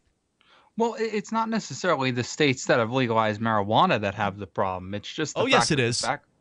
Really? It is. In a lot of places, you are not allowed to have both a medical card and a gun. Right. That's because that's a federal Is it because offense. It's federal? Because yes, I can tell you there's plenty of state-level bureaucrats and state politicians who are going to tell you there's a problem with that simply because they believe that marijuana turns you into a maniac who's going to go on a shooting spree. They believe that marijuana is the equivalent of some sort of crazy. There might be in some states a state level thing as well, but that was probably only passed because it's federally illegal, and a lot of times the feds want the states to have the same laws. Maybe, but to me, I've seen how these people behave in some of these hearings. Some of the old. I don't even think it would matter. What's that? I don't even think it would matter whether there was a law or not. They'll still argue it. Well, right. That's what I'm saying. Outside of the federal government, These prohibitionists believe that marijuana makes you insane. Right, but yet they don't want to wind up taking away the firearms of anybody that winds up going to the liquor store on a regular occasion. Right. Somebody that takes a bunch of prescription drugs. Even though alcohol is far more dangerous, and far more deadly, and far more destructive to people's lives, no problem. You got a gun and some beers in the house, no big deal. If you are, drinking at home and there's a gun nearby, no problem. But if you've got marijuana, then they think that you're going to just go insane and start murdering people because marijuana is a crazy psychedelic and it makes it so people can't think straight. And I mean, it's just that ridiculous prohibitionist nonsense, and it is absolute nonsense. Now, I'm not saying you should go and get high before going to shoot. That's probably a bad idea, but that's a bad idea. Yeah, mixing the two are not a good idea. That's not what Ian's advocating here. You don't want to be impaired when you're going to shoot, going to the shooting range or whatever. You don't want to be impaired in any way, shape, or form. But to argue that alcohol is somehow less of an impairment to a gun owner is pretty ridiculous. Nobody should be punished by having their weapons taken away because they like to alter their state of consciousness in a certain form safely. Well, yeah, and this is the problem with this is this has been built into the background check system since it was established in 1968, and honestly, I find it very outdated. Because marijuana, since 1968 is when the GCA passed, and that's what put these background checks into place. And then I think sometime later it was reformed again, I think under Clinton. But what ended up happening is since the beginning, you have not been able to smoke marijuana and own a gun. And I think that's very dated because nowadays marijuana in many states is used as a medicine. And like you said, we aren't taking guns away from people that have prescription oxycodone, which I would argue is far more dangerous. If you want to medicate yourself with this plant, we don't trust you with a gun. But you can go ahead and medicate yourself with any other, number of complete narcotic substances that the government has approved that they're going to tell you is so much more safe than using cannabis. It's ridiculous on its face. Let me read the actual wording of the question plus the notation. The question on the form? On the 4473, which is the form that you fill out for purchasing a firearm. Are you an unlawful user of or addicted to marijuana or any depressant, stimulant, narcotic drug, or any other controlled substance? Oh. Warning. The use or possession of marijuana remains unlawful under federal law, regardless of whether it has been legalized or decriminalized for medical or recreational purposes in the state where you reside. Now, interesting that they say or stimulant. So somebody that drinks, say, 3 Red Bulls a day and they've got a caffeine addiction? Should they be saying yes to that question? They have to answer, are you addicted to caffeine? Do you go to Starbucks and drink 3 Frappy Mocha Latte Chinos every day? And if they say no, you're addicted to caffeine. That's a stimulant. You don't get to own a firearm. If they say no, is it perjury? Is it a sworn under Technically, under yes, it's perjury. Stefan, thanks for the call tonight. There's more coming up Where here. are the law and order people now? Let's talk to Bad Slave. Hello, Bad Slave. Go to Starbucks and drink 3. Oh, you got to turn that down in the background. We can't have that. There, got it. Okay. All right, go ahead. Yeah. They gave me this new version of Skype, and it sucks. Sorry about that. Anyway, so I have a couple of really quick things to bring up. One of them's, when we go into court and they announce the charges, they say, and it's almost 100%, not against an actual harmed victim, but rather against the dignity and peace of the state or something. The peace and dignity of the state. That's what they have charged you with. Right. And if you possess marijuana or if you, have some car violation or some other victimless crime. Hey, Bad Slave, are you being charged with something? Am I being charged right now? Or are we just talking theoretical? He has been. He has been. I don't know if right now. Okay. I just did. I'm in the middle of a 3 to 5 for habitual offender. Okay. He went to prison for driving in New Hampshire without a government permission slip. Oh, 2 okay. years. Congratulations. Yeah, well, I mean, on the activism, not on the. Well, yeah. I mean, it's there's a lot to talk about there. Sometime a little later, I will. I'm still on parole, so they're still keeping too close. What's the difference between parole and probation? It's a little harsher, and they can really. I mean, already I've gone from monthly check-ins to bi-monthly. Okay. So, I know you said you had a few points. Stand by, Bad Slave. We'll bring you back for that here in moments. Our toll-free number, if you want to join us here, is 855-450-FREE. That's 855-450-3733. We've also got Skype at lrn.fm. Water is the single most important thing your body needs, so you want to be sure it's the best for you and your family. Since 2005, thousands have depended on Berkey purified water. The Berkey Guy provides the lowest priced filtration systems in every size. For incredibly delicious water now and in an emergency, get to GoBerkey.com or call 877-886-3653. 877-886-3653. GoBerkey.com. This is Dan Pilla. Do you owe the IRS money you can't pay? Are tax debts crippling you? I've defended people from the IRS for over 30 years. I've helped thousands, and I can help you too. I wrote the book on IRS settlement, and I'm telling you, there's no such thing as a hopeless case. Call 800-34-NO-TAX to finally get free of IRS debt. With the IRS's new programs, there's never been a better time to solve your problem. Call 800-34-NO-TAX. That's 800-34-NO-TAX, or my website, danpilla.com. This is Michael Dean from the Freedom Fiends. I've run websites since 1996 and have used over a dozen web hosts in that time. AgristHosting.com is the only one that hasn't broken my heart. Agrist Hosting's uptime and service is stellar, and their DDoS mitigation is the best I've seen. That's important because if you tell the truth in this world, you'll ruffle feathers. And some people will try dirty tricks to silence your voice. No matter what the haters hit us with, Agrist Hosting keeps our websites online. If you have a mission-critical commercial presence or a world-changing activism site, you cannot tolerate any skullduggery. So go with agristhosting.com. Have a WordPress or blog site, but you're not satisfied with performance or uptime? Or just want raw hosting? Want to pay with Bitcoin? Agrist Hosting specializes in high-performance hosting with personalized service. Go to agristhosting.com and click on the button that says Get Hosted. That's agristhosting.com.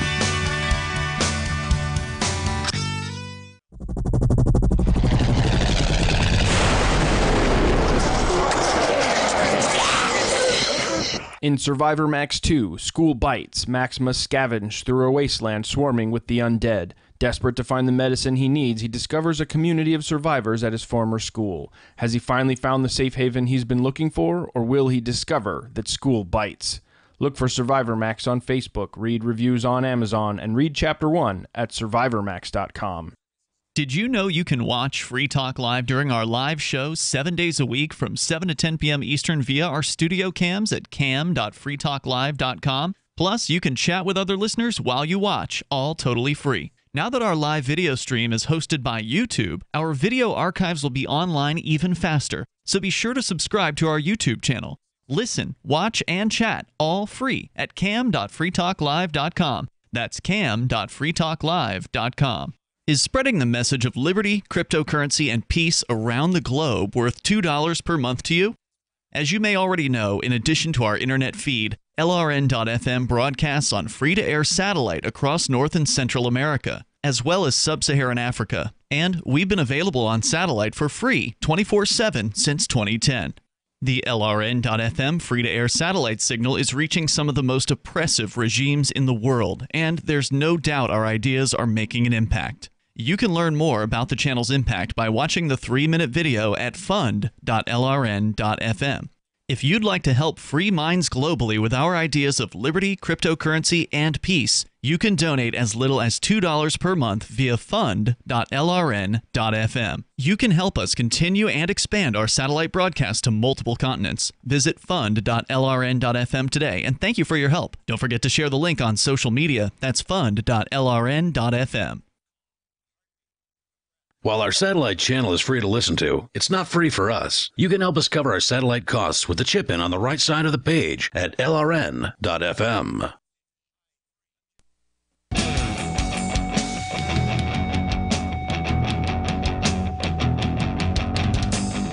Free Talk Live. You may join us right here, toll free at 855-450-FREE. Coming up, your electronic devices and the security of them or lack thereof at the border checkpoints.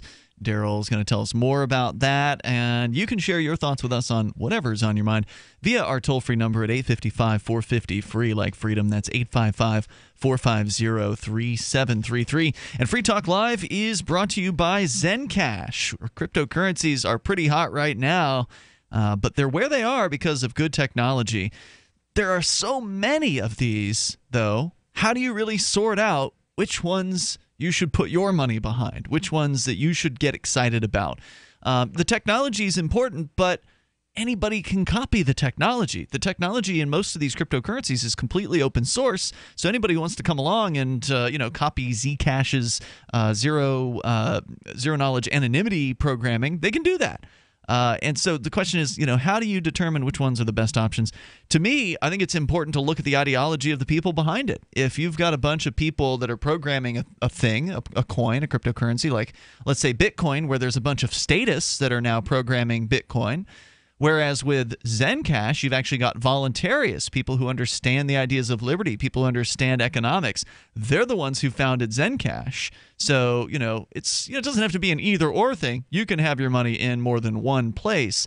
But to me, the philosophy behind a coin makes a difference.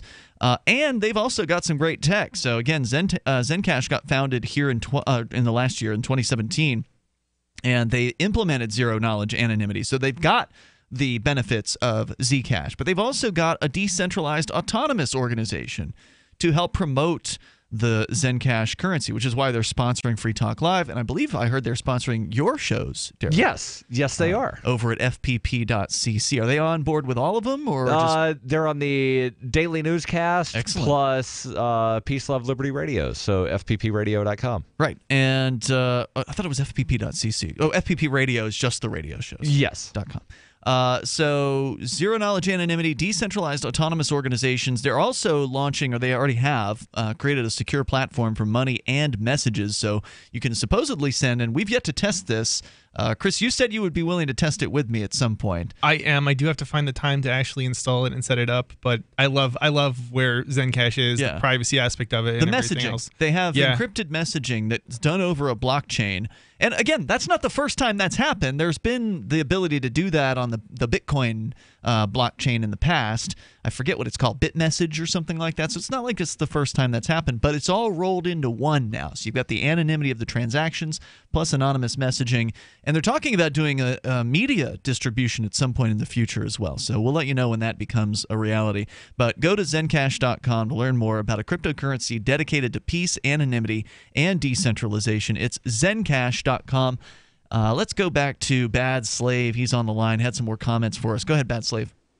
Howdy. Yes. One of the things I thought Ademo could bring up in his case is the right at the get-go, he will be there and doing his own objections and what have you.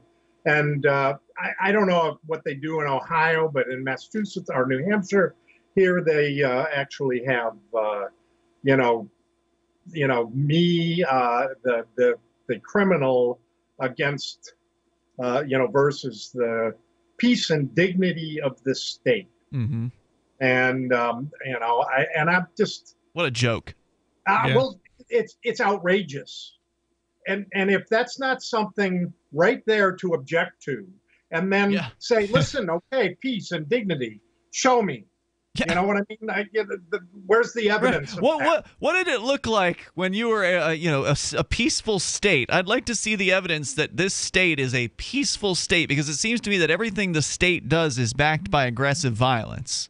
I'd love to see them. Contempt of court. That's what they'll say. With the low level of crime in this, the people are still dying. Sure.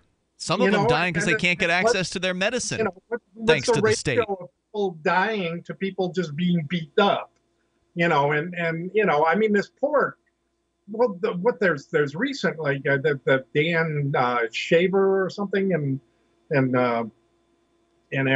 Tulsa, Arizona, and then I'm not familiar with what you're talking about there. Mesa. Well, the guy that got shot down in the hotel hallway by the cops in Mesa, Arizona? Of course, I can't blame that on the New Hampshire cops, but yeah, but there have been people dying, and of course, the probably even the guy that shot that cop, they're making a big deal in Manchester there. Going back, he's on death row, right? Whatever his name is, the black guy. They've got him on death row, and would he have been there if there wasn't a drug war? Yeah, and I'd also like to know, where is, even if you could prove that the state was peaceful, which I don't think you can, because or it's dependent on violence. Right? Its tool is violence. But even if you could prove that the state is peaceful, I would love to see how they prove that its peace was in some way violated by the fact that somebody was driving to work, or somebody had a bag of marijuana, or somebody was walking down the street inebriated. I mean, it's ridiculous. I've talked to many of people. I had a year up in Berlin. I thought you had 2 years that you had to sit up in prison. I did too. Well, 13 months actually. Okay. And then I was on home confinement. I see. For 11 months. Did you have to motion the judge to allow that? They actually automatically put in the paperwork for me. Huh. No, well, not automatically. I had to ask for it. How many other guys were in state prison for driving? Because that's what you got popped for. There are bunches of them. I couldn't believe how many. I believe it. It's mandatory minimums. I mean, so people trying to go to work. I remember I was in jail when I was in for civil disobedience. I wasn't in prison. I was just in jail, so the county jail. But there was a guy in there with a longer sentence than anybody else for driving. He was there for a solid year and got that as a minimum sentence. He was just going to work. He wasn't driving drunk. The drunk drivers were in there for 20 days, 30 days. He was there for a whole year because he was trying to go to Bickford's, where he was the manager, and a restaurant chain up here in New England. Thank you, Bad Slave, for the call. The toll-free number here tonight is 855-450-FREE like freedom. Nice guy. He didn't hurt anybody. Just trying to take care of his kids. But you had a ticket that you received in Massachusetts back in the 1990s for $50 that you never paid. So now you go to prison or go to jail for an entire year. That's what happened to him. Show me on this map where I hurt your peace and dignity. That would be hilarious to try that in court. Oh my God, I don't know if I should try that on Tuesday. I've got like 6 pages of questions for the cop in the misuse of plates case. It's going to be fun if I get through them all without the judge threatening me with like contempt of court or something like that. So do I need to be on standby to do the show Tuesday night? Yes, if you do. Go to jail? Yes, you do. It's probably not going to, because it's just a violation level offense. So the only way I would go to jail is if I refuse to pay the fine, which I will refuse if I am found guilty and fined. Or contempt of court. Or contempt. Contempt's always a possibility when you're dealing with especially psychopaths. With you. I haven't gotten a contempt charge since 2007, mind you, just so you know. It was 3 in a row on the day in question in 2007, but 2008. Anyway, one of those years.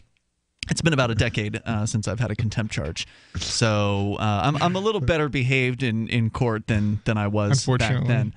But you can ask a lot of questions, like Ademo was saying earlier. When you're your attorney, when you don't actually have an attorney representing you, the scope of the questions that you can get away with is a little bit wider, and they tend to give you a little leeway simply because they know you don't know what you're doing. But they also wind up, and by they, I mean the judge, will also give the prosecution more leeway on asking you things totally irrelevant to whatever you were charged with. True. Well, one of the fun parts about what I'm going to get, I get a misuse of plates charge coming up on Tuesday, is that since the plate in question was a Shire plate, we're going to get to talk about the Shire Society, or I'm going to try. In theory. Because it should be within scope, because the plate says the Shire on it. More coming up here in moments. This is Free Talk Live. Allegedly. Crimes of the Crown by Captain Mark. The Crown casts the world in shadow and claims to be our guiding light. Cowards clamor for security from boogeymen and ghost stories, while I say these hobgoblins are imaginary. I say those they propped up as our liberators are now subsisting on our bondage. I say there is freedom in the black, and that's exactly where we intend to go. The Crown banishes its own officers for exposing its crimes and tortures dissidents to the brink of madness. It dominates the globe and swallows the wealth of generations, leaving only blood and excrement. The Crown calls it piracy to explore frontiers beyond its grasp. So the time has come for us to define the conduct among pirates. I say the Crown has trampled our necks long enough. Need decentralized solutions to centralized problems? Looking for a community of like-minded scoundrels? Or just want some swag to let the Crown know what you think of it? Join the conversation at pirateswithoutborders.com. We won't be hard to find.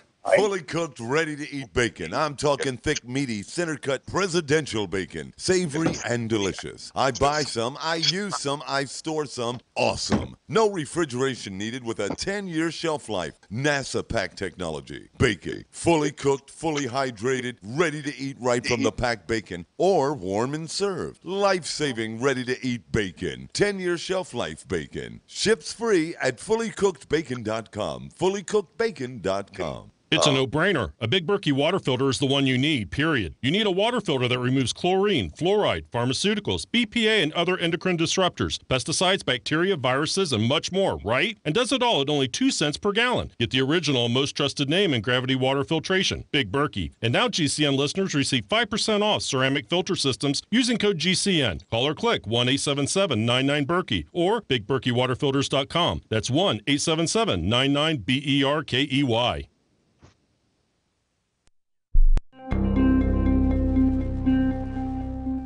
Shortly after accidentally clicking like on nearly 400 of his ex-girlfriend's Facebook photos earlier today, panicked area man Adam Nuensing spoke to Onion reporters about his mistake. Damn it, I was just looking at one of Rebecca's Instagram photos that showed up in my news feed, and the next thing I know, I just liked every single photo that she posted over the last 4 years.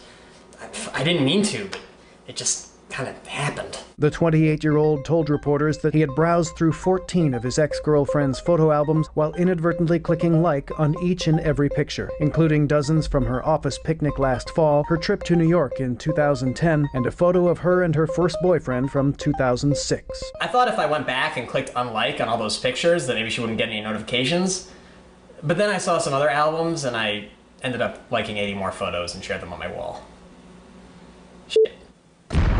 This is the Onion News Network. Did you know we've taken our LRN.FM telephone listen line to a new level with the LRN.FM audio on demand line? Now you can call 712-770-8447 anytime and listen to LRN.FM's live feed. And you can listen to a bunch of our original shows on demand. Long distance fees may apply. Just dial 712-770-8447 and choose from the menu. 712-770-8447. I love My Magic Mud. I drink a lot of coffee. I had stains on my teeth. Then I found My Magic Mud, and I was told it would remove stains. So I paid attention when I brushed the first time. My Magic Mud is black tooth powder, and the difference it made in my teeth in one application was noticeable. With 4, my teeth were as white as you normal folks out there. Please go to mymagicmud.com and buy a jar. There's 150 applications for $25. You can use Bitcoin, mymagicmud.com.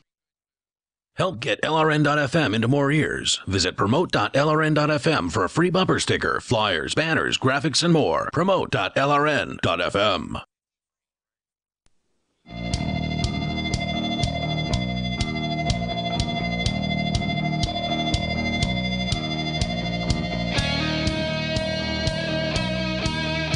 This is Free Talk Live. Dial in, toll free, and join us here. Our number is 855-450, free like freedom, 855-450-3733. If you want to help Free Talk Live, help us get on new radio stations around the country and bring new internet listeners on board with this program, you can do that.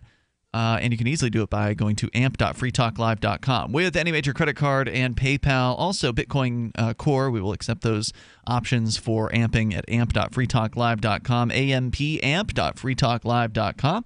And you get cool perks like access to the AMP-only call-in lines, the AMP-only podcast, forum, and more. Head on over to, or excuse me, it's not an AMP-only forum. You get a forum, you get a badge on the forum. We could make an AMP-only forum. And if there's enough demand for it, I can do that. I just don't know if there's enough demand for it yet. So go to amp.freetalklive.com. There's an AMP-only Facebook group that still exists. I'm going to have somebody else this weekend. Normally on weekends is when I do all the AMP processing. So like whoever signs up or quits, because sometimes people, they fall on hard times and they have to cancel their AMP. Yep. So whoever joins or leaves, I always have to kind of manually process that. I usually do it on the weekends. And normally part of that processing is me going onto Facebook and adding people into the AMP-only Facebook group. But I'm not going to be able to do that because I've quit Facebook. Congratulations. Thank you. Oh, it feels so good. Not it. As of the new year. I already asked Johnson. I didn't want to burden you with any extra work, Darryl. So yeah, I'm gonna have one of our co-hosts who's still in Facebook go and add people to the AMP-only Facebook group, because it really was like a busy group, and it is a good group. Like, it's one of the reasons why I kept having the excuse of, well, I need to stay on Facebook because of the AMP group. I don't want to be rude to the listeners and not be in this group. And eventually I was just like, F it. I'm just leaving. I don't want to be on Facebook anymore. I'm sorry to everybody who is in that group. But if you want to contact me, you can always email. And then also I'm on the Free Talk Live forum, and I'm on there every single day. You're on there pretty frequently, Chris. I just made a post the other day, actually. Excellent. Yeah. Darryl, you have an account there. I don't know how often. Yeah, you do post on the newbies. Yeah. Like a lot of the introduction posts, you'll post. Yeah, and I'll check all of the things out. I don't necessarily comment on everything that's posted, but yeah, I'll comment occasionally. There's some good conversations going on over there at the Free Talk Live forum. And again, if you're an amplifier, you get a special badge, so everybody knows it. You head over to forum.freetalklive.com and you can get interactive there, whether you're an amplifier or not. It's open to anybody. So keep that in mind over at forum.freetalklive.com. There's cryptocurrency-related subforums, New Hampshire activism-related subforums, and others. So go and check that out. And then, again, please amp the show. It helps us get on new radio stations, which we're going to be announcing a couple new ones, I think, here in the next couple of weeks. Yes. Including a decent-sized market. I won't say which one or where, but you'll hear about it once you'll hear about it soon enough. So head over to amp.freetalklive.com and get signed up. Again, that's amp.freetalklive.com. Ricky is in the Commonwealth, and he's on via Skype. Go ahead, Ricky. Thank you there, brother Ian. I really appreciate that. Go ahead. I heard Brother Stephen from Ohio come in a little while ago there. He was calling about some things, and I wanted to chime in on that if I could. All right, go ahead. Well, I will say, regardless of the way I'm treated here, I will say the way you're treated. Yeah, I tend to be treated somewhat poorly, but that's okay. I can tell you. You mean like we let you on a nationally syndicated radio show to ramble incoherently, and that's poor treatment? Because most people would screen you right out, just so you know. Well, who's going to screen the people who aren't fact-checking things? But that ain't what I'm talking about there, Ian. No, you. I don't want to even hear it. There's more important things. There's more important things to talk about. All right, pick one. Pick one more important thing. Let's see here. Firearms. Because I agree with you. Firearms. Okay. Now, I heard Brother Stephen talking, and I will say, no, it's not exactly as bad as in Pennsylvania as he's saying it. But I will tell you this. There is issues. The only thing they do require is from an FFL for a handgun, but private sales are still there.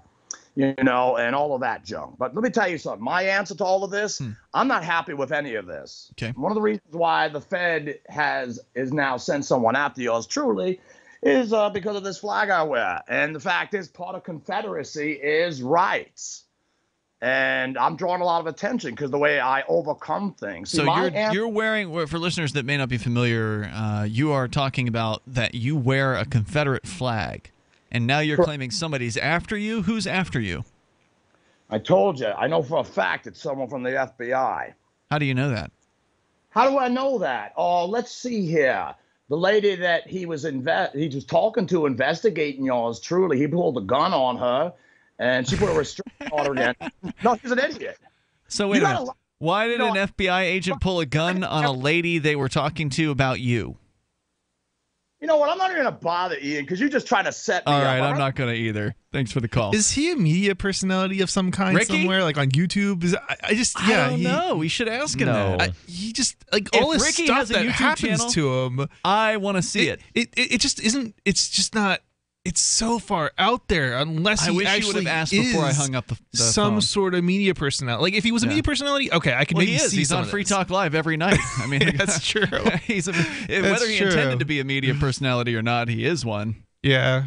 I don't know. If you call I'm this just not, show, I'm not seeing this, and I'm on every Friday. So if you I call don't this know. show to the point where you're recognizable, because if you just call it once, nobody's going to remember. Right. But if you call to the point where everybody knows who you are by the sound of your voice, then you are a media personality. You are no longer a private person, I think, at that point. Yeah, fair and enough. he called in last night to make a similar claim of, because FBI he agent pulling a calls gun? in to Free Talk Live and talks about things, some FBI agent, but it might be CIA, and he thought that Chris might know because Chris was former military. All right, there you go. There's your dose of Ricky, whether you wanted it or not. The toll-free number here is 855-450, free like freedom. Coming up, we've got this border story, which I'm particularly interested in, given that I will be crossing said border in a matter of weeks. Right. Yeah, where are you going? I'm going to an Acapulco, which I mentioned earlier, Acapulco, Mexico.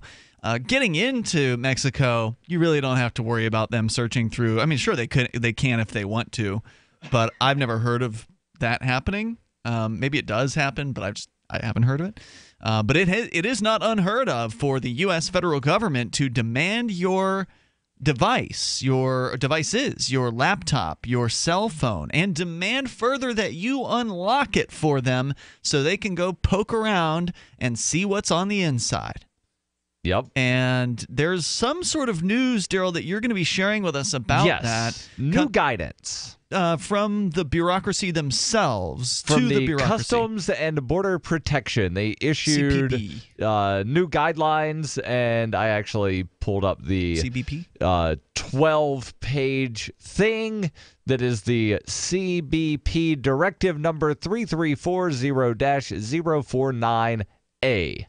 Okay. And I'm not going to read Thank the goddess you won't. Thank you. I 12-page appreciate that. thing. They also issued, a press release sort of thing saying we issued this release, and then The Hill has, written an article and gotten quotes. Because it was from annoying people. as hell last year. Before crossing the border, I had to basically sanitize the entire, device that I had. I didn't want, Bitcoin wallets or, anything. I didn't want them to be able to go through my emails or whatever. And do you have the encryption on? Huh? Do you have encryption on your phone? You will be forced to put a password in. Can they obligate you? Or they will take your phone. They will take your phone. I know they can take your phone if you don't, but I would probably refuse. Well, that's fine. Me personally. Just be ready to not have a phone when you go through. Oh yeah, the border. I would take a throwaway phone and then let them take it, just a cheap throwaway phone, and have it encrypted in. Well, the problem is, a throwaway phone isn't going to do you any good in Mexico. So I actually this year. Actually, my phone probably won't anyway because it's prepaid. So I've jumped on I've completely dived headfirst into the Google world and gotten the Google phone now at this point. Since I already have Google this and Google that, I figured, all right, I'll go all the way. My roommate got one of these Project Fi phones that is supposed to work in international places. So last year during Acapulco, it sucked because I had no way of making a phone call or receiving a phone call. My phone could get on Wi-Fi at the hotel, but it couldn't call through the Wi-Fi or anything like that. And this Google Project Fi thing actually allows you to use your phone in like 130 countries for the same like $10 a gigabyte data fee. So you don't get increased fees. They're also not lower because they might normally be lower in another country if you were to like buy that country's phone. Right. But still, you get that flat fee. And it can actually make calls over Wi-Fi. So if I'm on the hotel Wi-Fi or not, if I'm halfway across Acapulco, I should be able to get data on whatever, local services that there are. Yeah. So hopefully I'll actually have a usable phone if this thing pans out. But again, getting through the border is a whole other question. We're going to talk about what the changes are supposed to be coming up. It's about time something new came along for better selling and buying online. And I found it. What now, Marge? It's buysellmakeoffer.com. Never heard of it. It's a brand new company. That's why you've never heard of it. It's the newest and best way to sell any products online. I did all the research. Sell my car? Yes. Our home? Yep. My golf bag? Your golf clubs. All of them. How about your purse collection hoard? Hey, now. You said any product. You're right. I did. We get 30 days free. Really? Packages starting from only $9.95. And buysellmakeoffer.com will never charge item fees ever. Never. And this is cool. Listen to this. You can even use Skype or video to show your items. That's cool. Yes. All we have to do is go to the website, sign up, and then load our stuff to sell. I love this site. Buysellmakeoffer.com. Buysellmakeoffer.com. You got it? Buysellmakeoffer.com. Buysellmakeoffer.com. Better selling, better buying. Ross Ulbricht was convicted in early 2015 of running the infamous Silk Road Underground Market. The Silk Road was a gift to humanity and helped reduce the harms brought on by drug prohibition. For this good deed, Ross has been sentenced to life in prison with no possibility of parole. Now, an appeal is Ross's only chance, and he needs your support. Please visit freeross.org, where you can contribute via various methods, including Bitcoin. Visit freeross.org. That's freeross.org. If you want to know the latest about Free Talk Live before we go on the air, all you need to decide is how you want it delivered. It's your choice. Visit news.freetalklive.com. You can get emailed announcements and participate in contests via our email updates list. Plus, we have a Twitter account that you can follow and a Facebook page where you can become a fan. So visit news.freetalklive.com to get news about Free Talk Live as soon as it's announced and the way you want it delivered at news.freetalklive.com. That's news.freetalklive.com. You're listening to the live edition of Free Talk Live. Hour number 3 is next after the news here on the Liberty Radio Network at LRN.FM. From Keene in the Shire, the Liberty Media capital of the world, this is Darryl W. Perry, host of FPP Radio News for Friday, January 5th, 2018. Silver is trading at $17.18 per ounce. Gold is valued at $1,318 per ounce. Zencash is trading at $52, and the average price of Bitcoin is $15,998. Antiwar.com reports the rebel-held enclave of eastern Ghouta, just east of the Syrian capital city of Damascus, continues to be a very dangerous place for civilians, with a flurry of airstrikes against the area killing at least 30 civilians early Thursday morning. 4 bombs hit 2 buildings in a residential area, and the civilians were within. The Syrian state media reported an operation in eastern Ghouta was ongoing, intended to break the siege of a military site nearby, though it's not clear if the airstrikes were related. It's also not clear whose airstrikes they were, as initial reports said the warplanes belonged to the Syrian military. Later reports quoted monitors as saying the planes belonged to the Russian military. Either way, such strikes are alarmingly common in eastern Ghouta, even as deals have been reached to evacuate substantial parts of the enclave. Rebels remain dug in parts of it, and civilians remain trapped on the front lines for the foreseeable future. Zencash is the world's first private, distributed, and reliable platform for communications, transactions, and publishing. Zencash has the ability to use both transparent and shielded transactions, with shielded transactions using zero-knowledge proofs. Zencash features global governance with inclusive decision-making, reliable funding for continuous improvements, and documentation and wallets in many languages that are available for Linux, Mac, Windows, and Android devices. Learn more at zensystem.io. That's zensystem.io.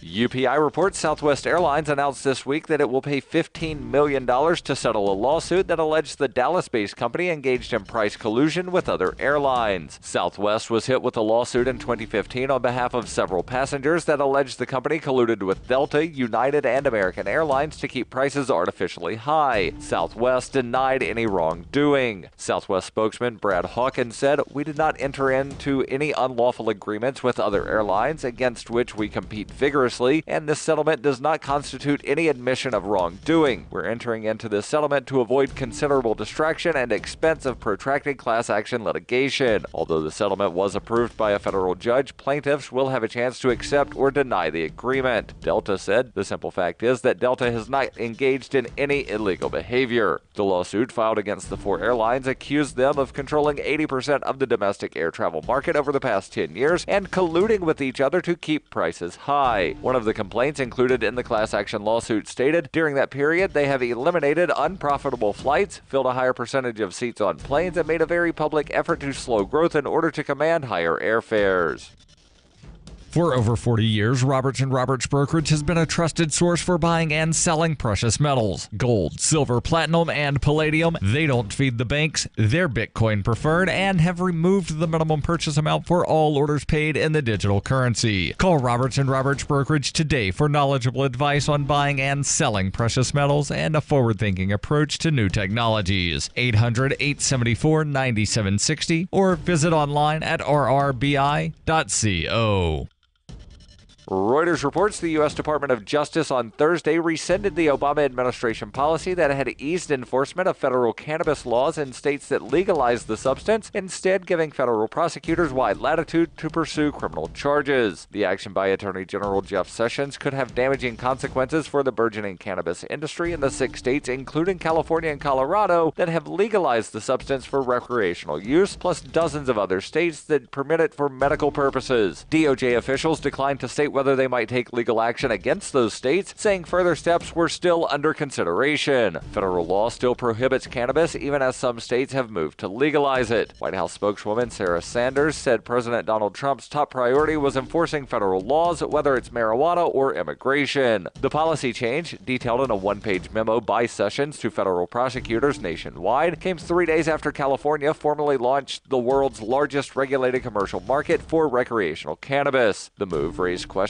about how it might impact tax revenues in states that permit some form of legal cannabis use and created uncertainty for banks, already fearful about business relationships with the cannabis industry because of concerns they might run afoul of anti-money laundering rules.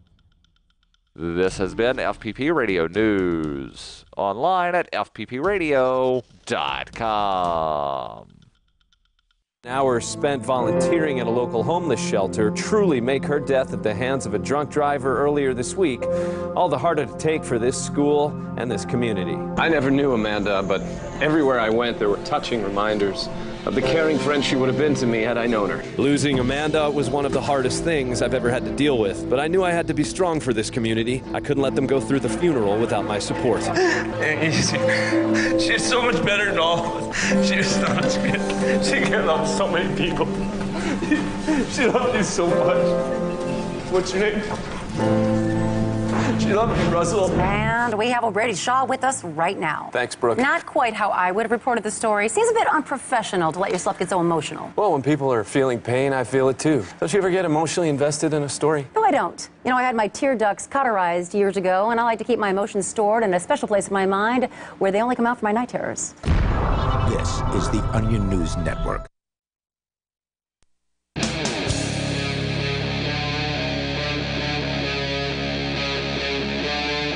Free Talk Live.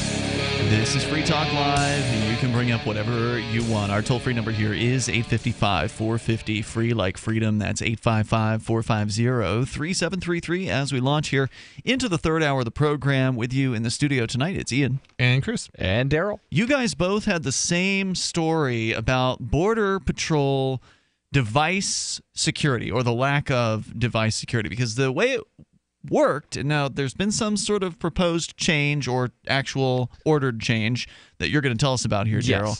Yes. Some coming down from on high. Updated guidelines from the Customs and Border Protection. But the way, as I understood it, that it worked was if the border agents want to see your phone and or laptop and whatever's inside of it, they can demand that you enter your password. If you don't, you can refuse. But if you don't, they can confiscate the device until such time as which they've determined that whatever they want to give it back. So basically, you may never see it again. Right. Yeah, this reminds me of New Hampshire, where you can not provide ID. It's not illegal, but the cop has the right to demand it. I was thinking, so let's hear what the change is. Because again, going through the border, you basically don't have privacy. And that's true in a lot of places. Right, and it's been long-standing tradition, if you will, in the United States that the Constitution does not apply at the border. I've actually had border people tell me that. That's kind of how it gets paraphrased, but that's not the entire truth. That's how they generally operate, and courts have generally upheld their I don't disagree that that's how they to- operate, but that's not necessarily what the courts have ruled. Well, the fact is, the constitutional protections certainly don't apply when it comes to privacy at the border. You don't have it. They can go through they can search your stuff, absolutely. Yeah. But that's not necessarily the same and your thing. person. That's not necessarily the same thing as saying the you have Fourth no Amendment does constitutional not rights. apply, which means the Constitution does not apply. You have no rights. Part of the Constitution does not apply. What part applies? Everything else, I guess. What part? I don't know. I'm not. The I don't Third know. Amendment. I mean that they can't quarter troops in your luggage.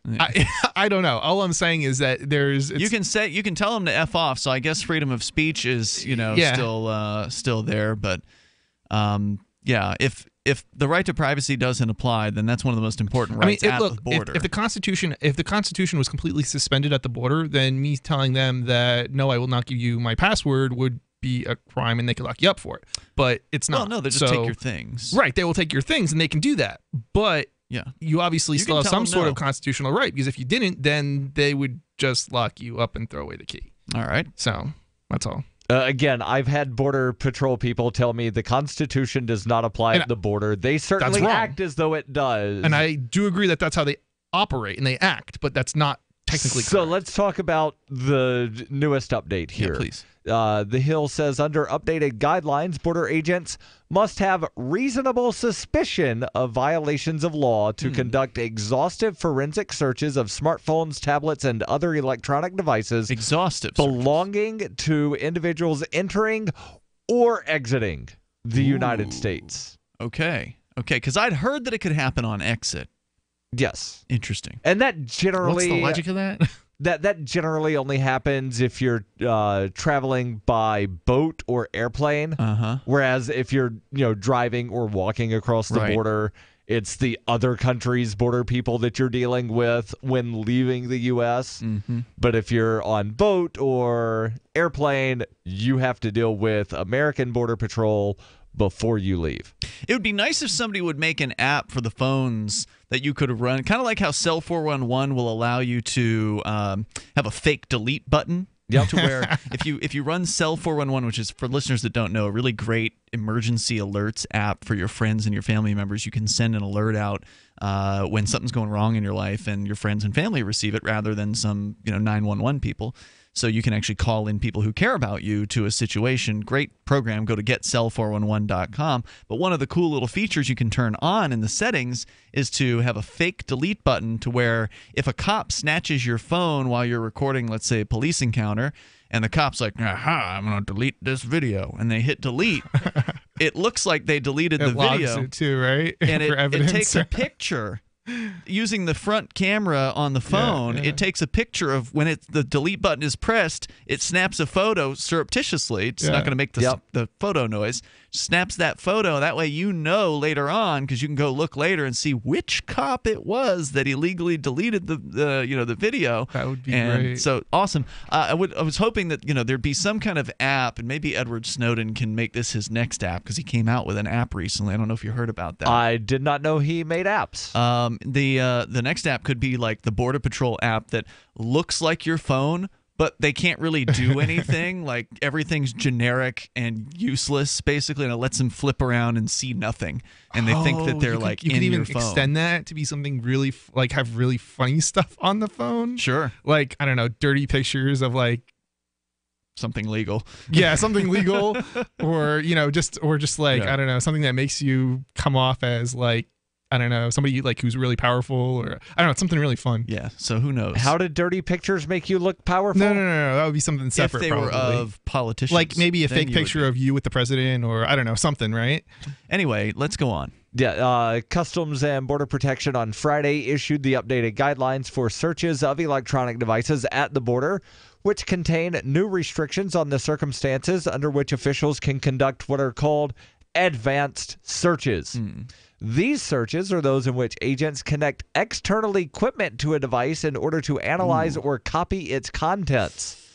According to the new directive, agents need to demonstrate reasonable suspicion of criminal wrongdoing or otherwise show that there is a national security concern in order to conduct the advanced search. The directive states, quote, many factors may create reasonable suspicion or constitute a national security concern.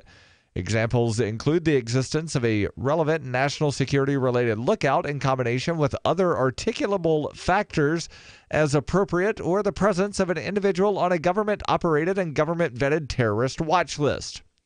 Border agents are still allowed to manually search devices, which could involve sifting through photos, browsing history, or messages with or without suspicion in what is called a basic search. Okay. So the headline that I saw was a little misleading because it didn't include the word advanced search. Yeah.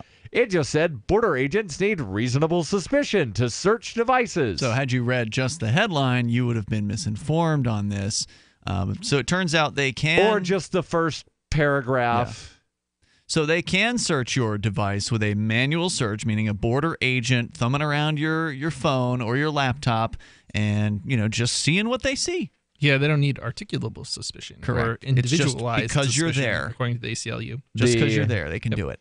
The article here continues. The new guidelines supersedes a directive issued in August 2009 during the Obama administration and applies to searches of mobile phones, computers, tablets, cameras, and virtually any other digital device. Department of Homeland Security has encountered criticism from privacy advocates for its searches of electronic devices belonging to U.S. citizens entering the country, which are conducted without a warrant. Lawmakers Ron Wyden of Oregon and Rand Paul of Kentucky have clamored for more restrictions on digital device searches. In a statement on Friday, Wyden described the new restrictions as an improvement, but reiterated that a warrant should be required for searches of devices belonging to U.S. citizens, saying, quote, manually examining an individual's private photos, messages, and browsing history is still extremely invasive and should require a warrant. The ACLU sued the Department of Homeland Security on behalf of 11 travelers who had their devices searched and described the policy as a step forward, but says it doesn't go far enough. Of course not. But the case is still ongoing, right? Yeah. Probably because it doesn't mention the case being resolved. ACLU Legislative Counsel Nima Singh Guliani says the policy would still enable officers at the border to manually sift through a traveler's photos, emails, documents, and other information stored on a device without individualized suspicion of any kind. Ridiculous. And then they get into some of the numbers. I wonder why this is happening. Is it because they're being sued? Is it so the Border Patrol can say, look, Judge, we agree, we've gone too far. Look, you don't need to rule on this case. Just go ahead and dismiss it. We're doing better now. You can't. We've updated our policy. Yeah. So I don't know. I'd love to hear any speculation as to why they're doing this. The toll-free number here is 855-450-FREE like freedom. This is Free Talk Live. I got my Blink home security system delivered right to my door. I downloaded the app and it walked me right through the easy setup. Even with my complicated router system, I was done in like 10 minutes. Now it notifies me whenever something moves in front of the wireless cameras, or I can just check it whenever I want right from my phone. And I got you a deal. Get 3 Blink cams for what the other guys charge you for 1, plus an extra 10% off. Visit blinkprotect.com/FTL. blinkprotect.com/FTL. blinkprotect.com/FTL.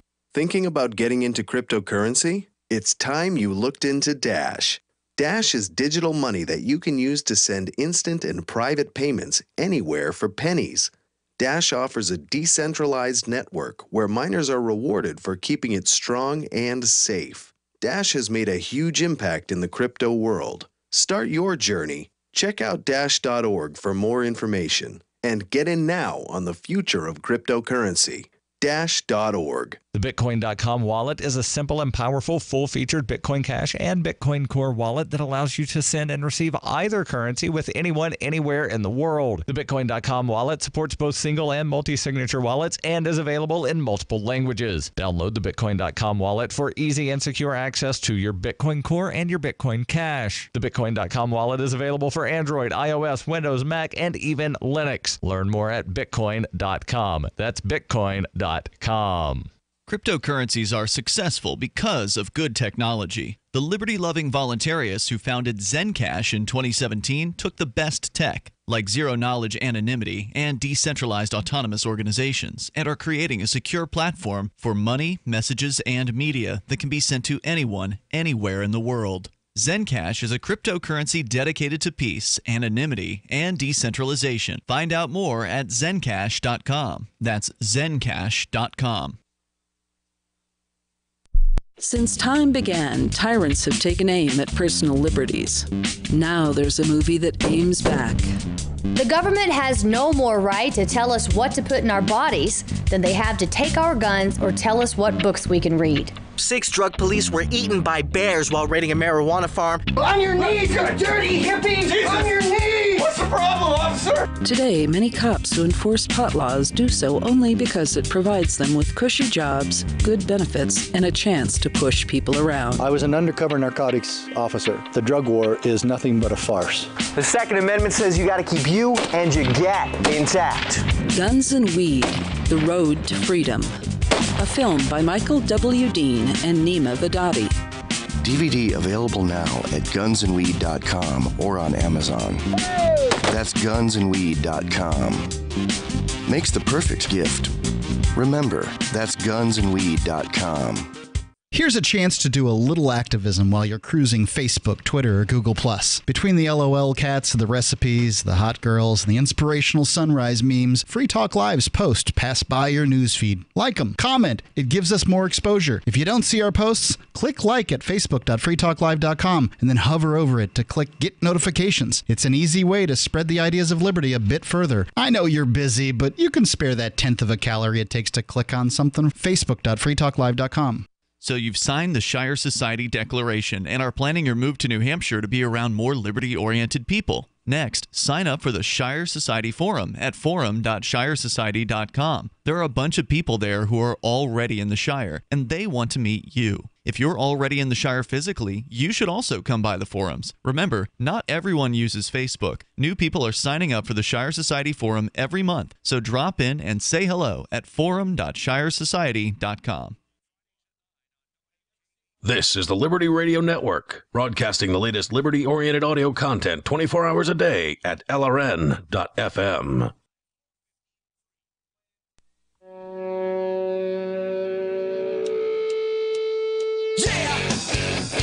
This is Free Talk Live. Dial toll free to bring up anything that you want. Our number is 855-450, free like freedom. That's 855-450-3733. You can join us here and take control of the airwaves. You don't have to talk about the border, but if you've got an experience that you want to share of how you were treated trying to come back in or maybe even leave from the United States, because they can get you at any point when you're crossing the border if they want to search your devices. And they're getting more and more people every month. You've got some statistics you said you wanted to share here, Darryl. Yes. The news, though, is that the Trump administration, apparently their U.S. Department of Justice has issued, or was it the Border Patrol? Border Patrol. The Border Patrol, which I guess is probably a division of them. But anyway, the Border Patrol issued a notice saying, okay, you've got to have reasonable suspicion to be able to do a advanced search, meaning to hook up a smartphone or a laptop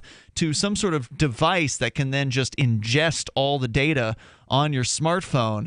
That they're saying you have to have now reasonable suspicion for. Correct. But the border agents can do what they call a basic search, where the border agents just flipping around through your emails and photos or whatever else it is, they can just find. Let me see all your nudie pictures. Yeah, with their just find on their own on your phone.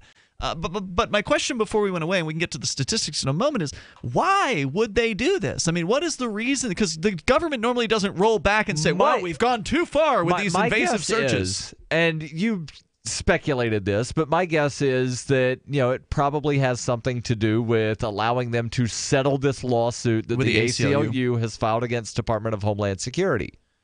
And again, that lawsuit on behalf of the 11 travelers who had their devices searched.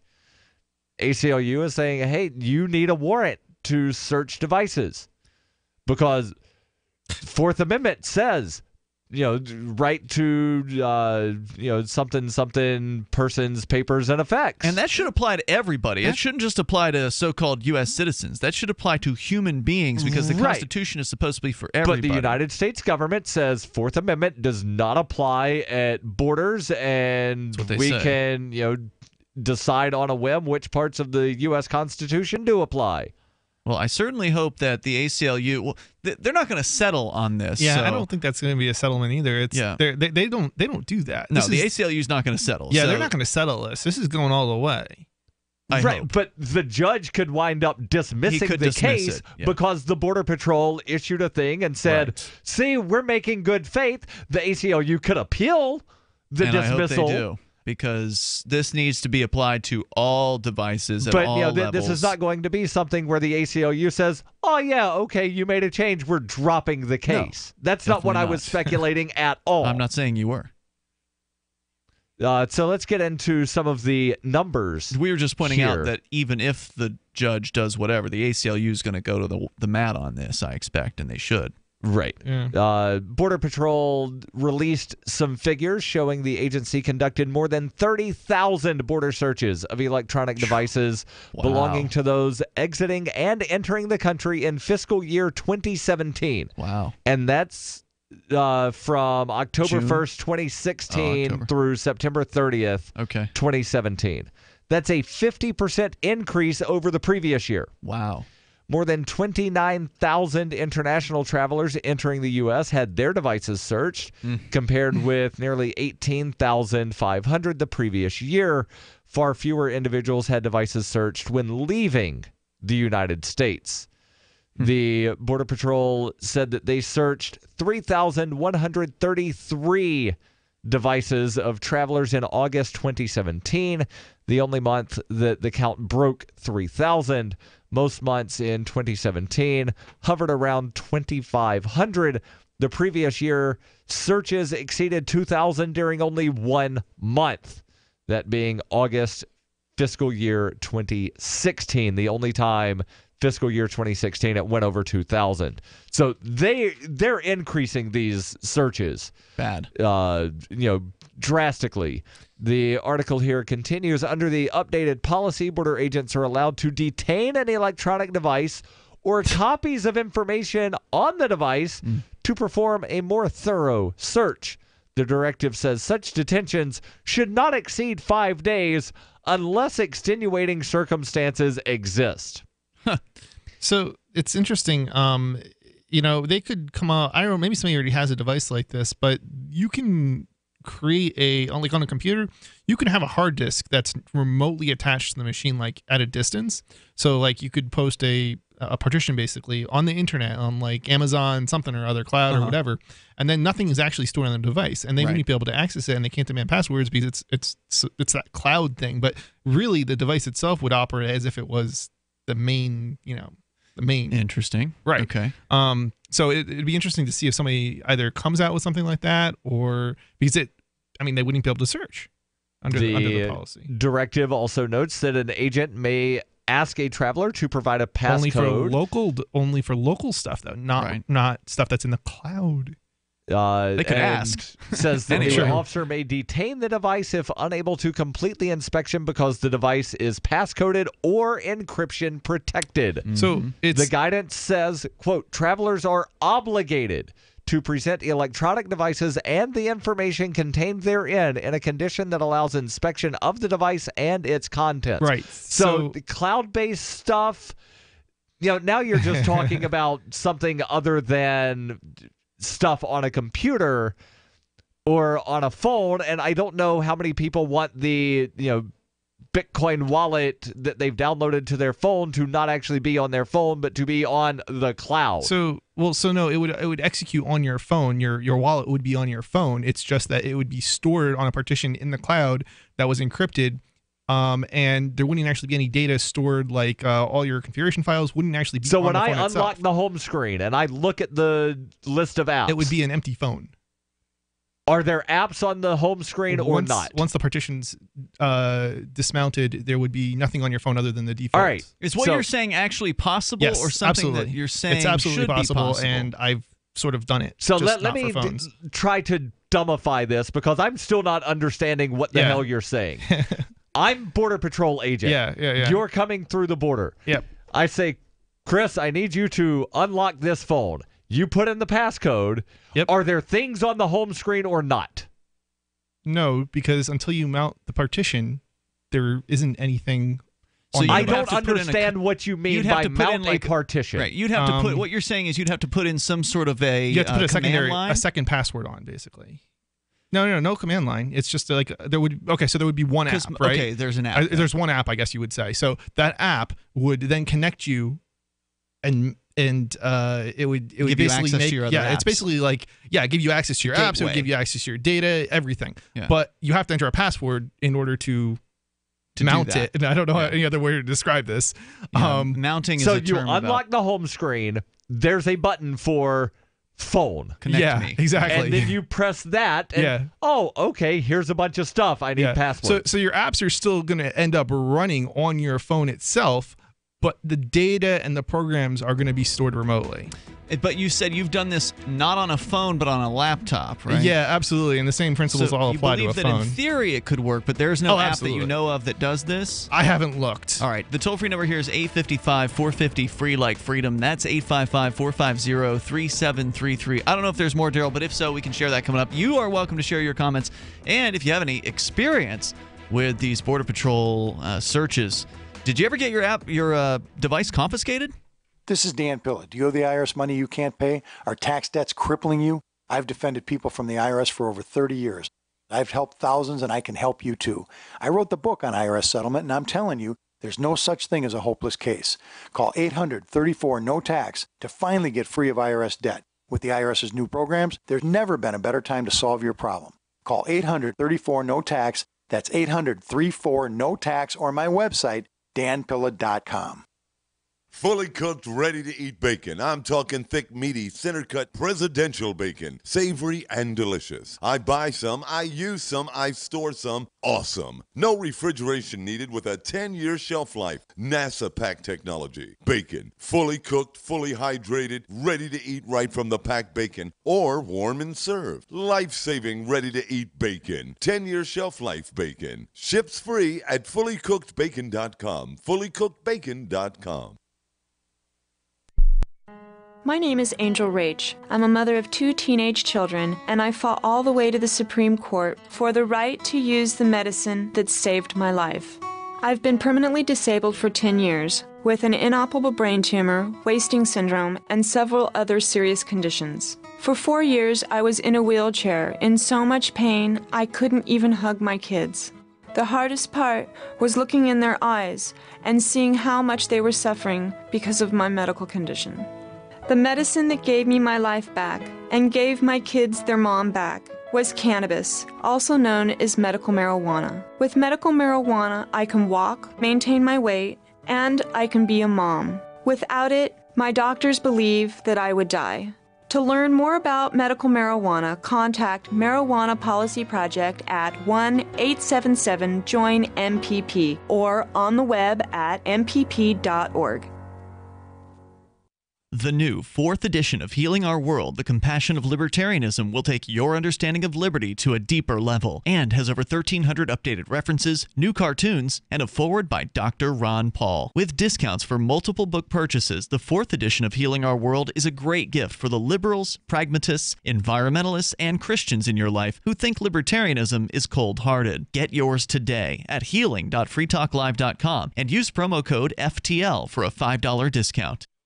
So you've heard all 3 hours of the latest episode of Free Talk Live, and you're still hungry for liberty-oriented audio content? Did you know that we have another 24/7 audio stream at LRN.FM? The Liberty Radio Network airs the latest episodes of some of the best liberty-oriented podcasts on the internet around the clock. In addition to recorded content, you'll also hear live shows like Free Talk Live, originating from our Keene, New Hampshire studio. So listen anytime at LRN.FM. That's LRN.FM. Why did you move to the Shire? I moved here to the Shire because there's other people around who take liberty just as seriously as I do. I moved to the Shire because I saw videos of people challenging authority and thought that I could get support myself. It called to me, like, do this right now. I wanted to be around people like me who got it. And once I got here, I knew there was nowhere else that I wanted to be. I've always wanted to change the world. So I moved to the Shire to join people who were actually working towards doing the same thing. The people here are awesome, loving, and positive. It was for the adventure and for the feeling of something important is happening here. And I just wanted to come to sort of be part of that. Visit ShireSociety.com to read and sign the Shire Society Declaration and learn the reasons why, if you love liberty, you should immigrate to the Shire. Plus, add yourself to the Shire map at ShireSociety.com. That's ShireSociety.com. You can sign up to receive the latest about the Liberty Radio Network via our email updates at updates.lrn.fm. That's updates.lrn.fm.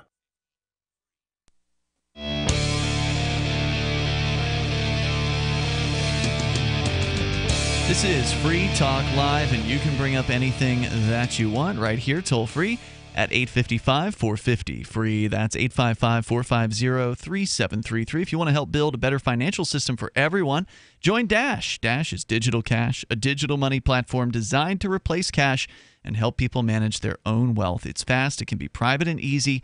Fees are low and transactions are quick and can be confirmed instantly. You can pay anyone, anywhere in the world, anytime, for just pennies on the dollar. And Dash is decentralized and run by users who earn rewards for helping run the network and make governance decisions. Anyone can invest in Dash and earn rewards for helping run the Dash network. So join Dash and help create a better financial system for everyone. You can take back control over your financial future today. Find out more at Dash.org. There's a lot of momentum behind Dash right now. Go to Dash.org and find out why. Tonight, it's Ian here. Chris. And Darryl. To the phones, to the fun. We talked to David. He is on Skype, calling from North Carolina. Hello, David. Hey, how's it going, gentlemen? Happy Friday. Thanks. So, Chris, I don't know what kind of cell phone carrier you have, but I could not imagine mounting NFS volume or iSCSI volume over a cellular carrier. I mean, that would just be a nightmare. You'd have stale volumes all over the place, corrupt file systems.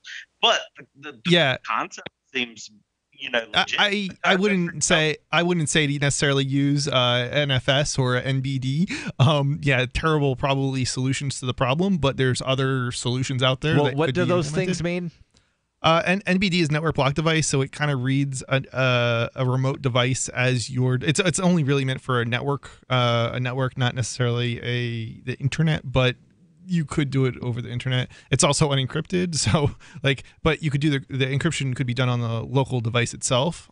So you could do it still. So a simple way to deal with this, we're talking for listeners just tuning in, we're talking about crossing the border in or out of the United States and the Border Patrol's ability to demand that you put in a password. If you don't, they'll steal your phone or laptop from you and give it back if they ever feel like it.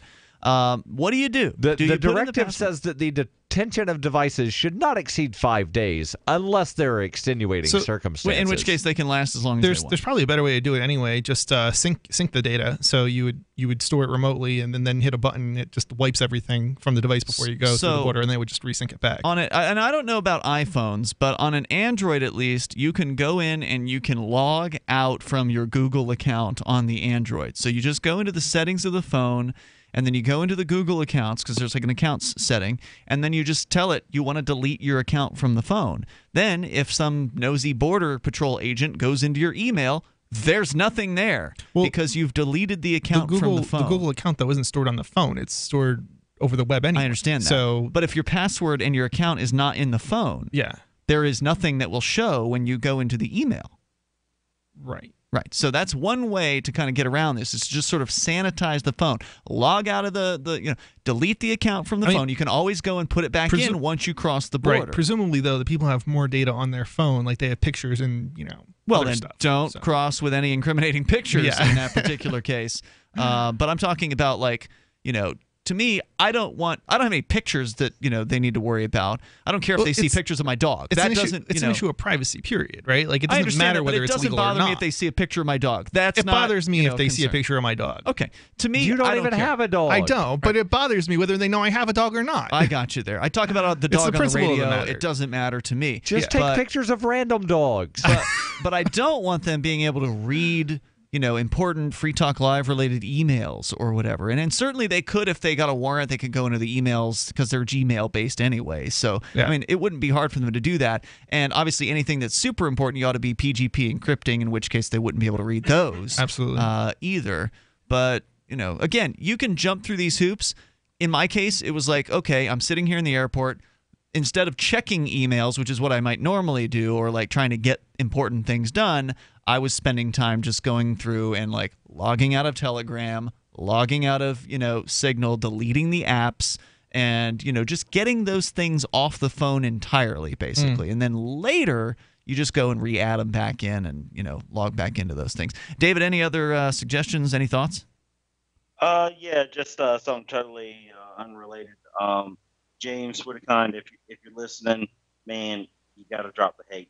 You got to look for peace. And is he even around? It's not fair to call out a listener who is not able to call back in to respond, in my opinion. You're referring to a man that is one of the few people that's ever been banned from the airwaves on Free Talk Live, and he still is on a current ban at this time. I forget when that's going to expire. Maybe, I don't know.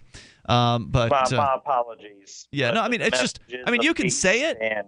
You can say it, but I just want to say that there are people that cared about him, but there's someone that cared about him first. He knows what he needs to do. And that's all. Yeah, you're kind of far off. It's a little hard to hear your voice right now.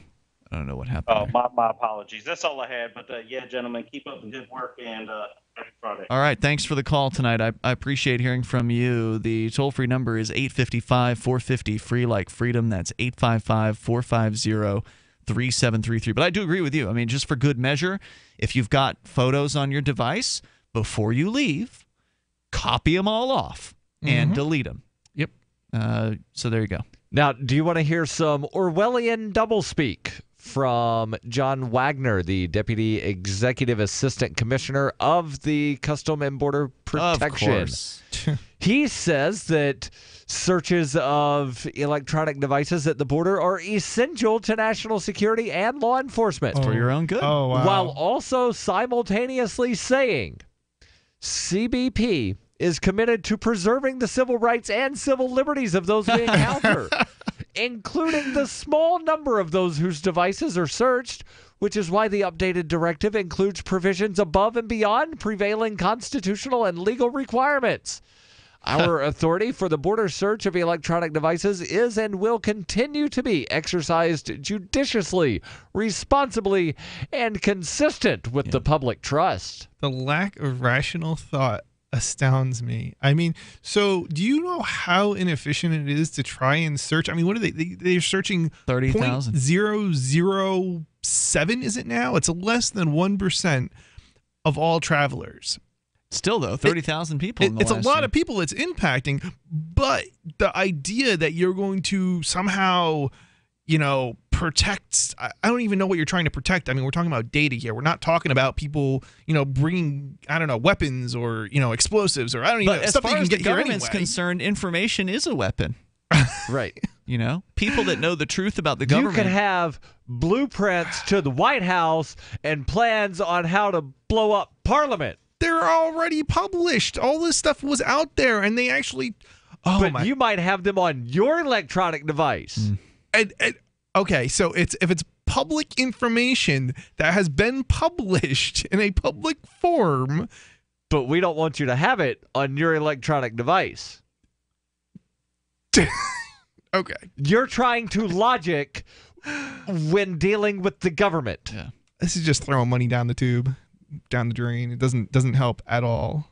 I would love to get And I realize that at the border, it's also very hard. You're talking about the Constitution being suspended. You also don't have the right to record at the border. They don't like that at all. It would be great to be able to document this process going on. Is there a ruling you can point to that? Because that's a speech issue, and as far as I know, speech isn't suspended at the border.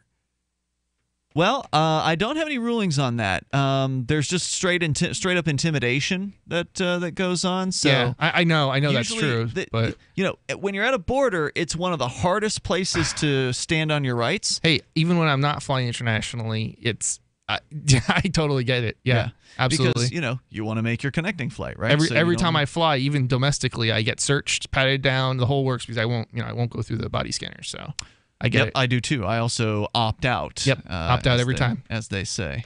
The only time I'd never have opted out was actually when I was coming back from Acapulco last year, and that's because we were about to miss our connecting flight. It was literally like 10 minutes between when we got through. Yeah, that's harsh. And they didn't even really hold us back in the customs. I always try to do. It was just a close call because our plane was late. Yeah, that's a tough one. Well, you can't. In a lot of cases, you can't do that, right? You couldn't do that in that case, probably, yeah. So there's more coming up here in moments. 8:50, because Acapulco is not a big place. Right. I looked at flights there, yeah. 8:55, 450, Free Like Freedom. Join us here on Free Talk Live. From the first letter of Captain Mark.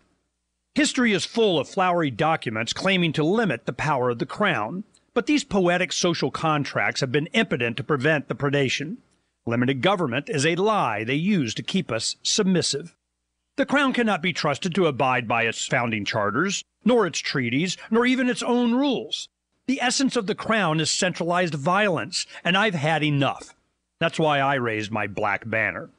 I am no revolutionary. My aim is not to reset the cycle of violence, but to break it. My aim is an evolved society, invisible to the Crown. Not a new hierarchy, but decentralized networks with no central figure for the Crown to target. If you want your servile life, keep it, but we will not submit to the Crown's agenda. And when you are ready to stop being its beast of burden, ready for adventure and opportunity, join us at pirateswithoutborders.com. Have you checked your ECS lately? We have. We are New Pharma, scientists who specialize in human functions controlled by the endocannabinoid system, or ECS. Let me simplify. Your ECS is involved in physiological processes like appetite, pain sensation, mood, memory, and immune systems. New Pharma's patent-pending science is the big difference in our natural solutions, formulated for your well-being. For example, our foundation product provides targeted nutrition to support a healthy endocannabinoid system, which is directly responsible for managing and controlling inflammation. This product contains turmeric, which is known as one of the best anti-inflammatories on the planet. Our Allergies product contains sage, which is a very effective decongestant. See all of our amazing capsules, essential oils, and ECS herbal teas at GNUPHARMA.com. New Pharma. Your path to wellness begins here.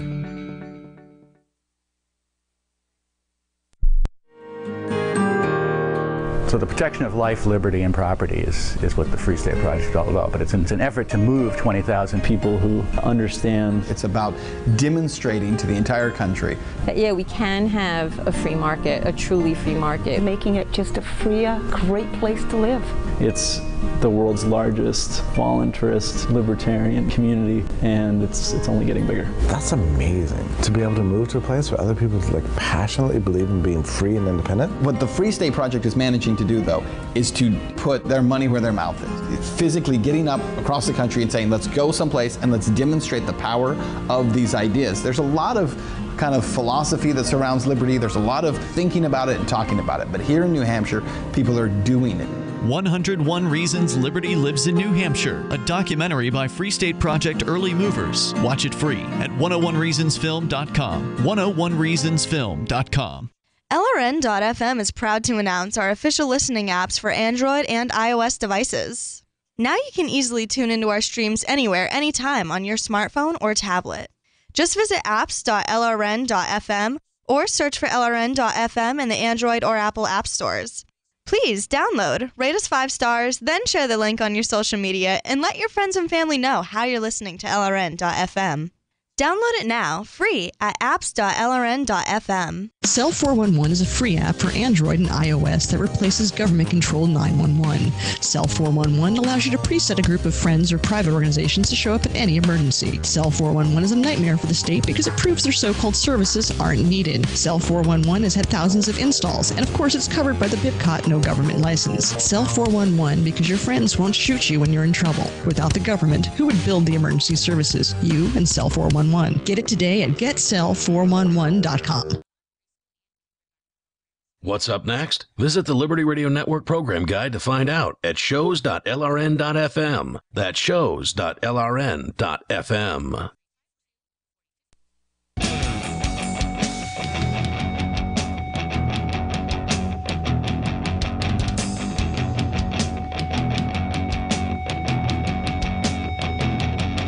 Free Talk Live. Moments remain here for you if you want to dial in and join us. Our number is 855-450-FREE, like freedom. That's 855-450-3733. We do have Skype, and the Skype username here is LRN.FM. In the studio tonight, you've got Ian, Chris, and Darryl. We're going to go to your calls and thoughts. You can, of course, bring up anything you want to discuss. Also, I do want to let you know about My Pillow. If you want to try out what might very well be the best pillow you'll ever use, you can actually do it near risk-free for 60 days. You just go to MyPillow.com and use code FTL. You get your MyPillow at half price when you use code FTL, like Free Talk Live, at MyPillow.com. And if for some reason you don't like it within the first 60 days, you can send it back to them, and then you will get your purchase price back to you. But if you do like it, as Darryl and I have liked ours, yes, then you can feel good because the pillow is designed to last for at least 10 years. It's guaranteed for that. MyPillow.com, code FTL. What makes it special? Well, it's designed to fit to the shape of your body and hold your neck in the proper position, and it's washable and dryable. You put it in the washer and dryer. It's designed for that. They really did a great job with this product. MyPillow.com, code FTL. As we go to your calls and thoughts. Sarah in Albuquerque, you're on Free Talk Live. Hello, Sarah. Yeah, I just want to bring up that, last year, 37,000 people were killed in auto-related crashes. And I think that most of it actually happened on the freeways. You think? It's kind of, it was announced that over 2/3 of it, most of the fatalities happened on the freeway. That was what was announced. So I don't know are what you the saying that breakdown speed kills, Sarah? Well, you know what? Sometimes, you kind of wonder when you're on the freeway during rush hour, you kind of wonder, like, how is everybody not killed? But the fact of the matter is, everybody, think about it. You're driving on the freeway in rush hour, and you're like, how did everybody not get killed? Well, Isn't it amazing? The human propensity for self-preservation is very strong, and people are able to hurtle about in, 2-ton death traps and somehow manage to not actually get killed most of the time while doing that. It is amazing. Refresh my memory. Are you from California? Is this California? She's in New Mexico. New Mexico. What is there major traffic in New Mexico? What cities are in New Mexico? There's not much in New Mexico. It's Albuquerque, Santa Fe. Yeah, she's in Albuquerque. Are those traffic-heavy places? It's a city. They're populated areas. Yeah, I'm just trying to get some reference for comparison. Like, I know San Diego is kind of crazy, and New York is the New York area is crazy, but Boston obviously is kind of crazy. There's no doubt that the more people there are on the roads, the more likely there are to be accidents. It's just because of numbers. And certainly, it is a dangerous place. Even though there are more people traveling now than there were in 1975, there are fewer traffic fatalities now and fewer accidents now. Really? I'm why on would the that be? Institute for Highway Safety's website right now. I can understand why fatalities might go down because maybe the safety features of the cars have gotten so much better. Yeah, and the airbags. painted lines in the road, that wasn't a thing if you go back far enough. Well, actually, the studies show that if there aren't safety features on the roads, it actually makes people drive safer. So, really? There's that. Interesting. But there are fewer accidents now. Like, that doesn't make sense because people would seem to be as accident prone as they would have been in the 1970s. Why? What's the speculation on why that would be? I have no speculation at all. I'm just looking at the number of There were 39,161 crashes involving 55,534 vehicles with 44,525 deaths in 1975.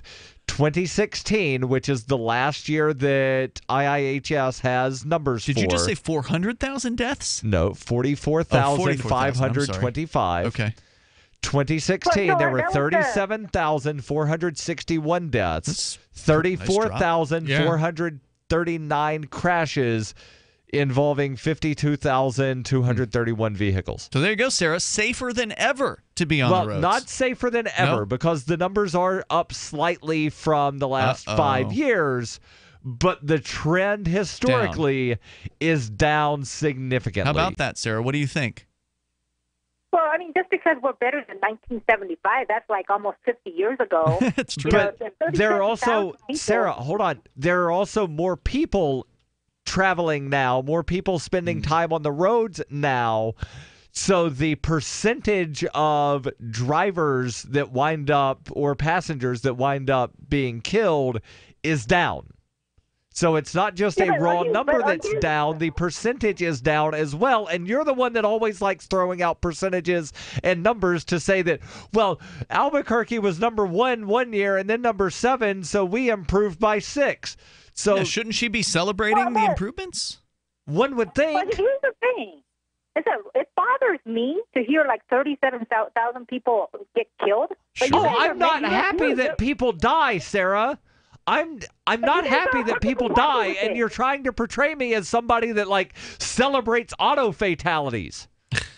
I'm not. She wasn't trying to portray you that way. I think I would advocate for more auto fatalities. No, she called in one night to ask why I, wasn't, just talking about how many people died, and I somehow supported it or something. Sarah, what were you trying to say there?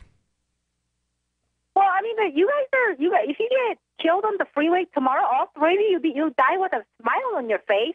Absolutely. No, I wouldn't. I would, because I would rather there be more accidents than less if it means more freedom.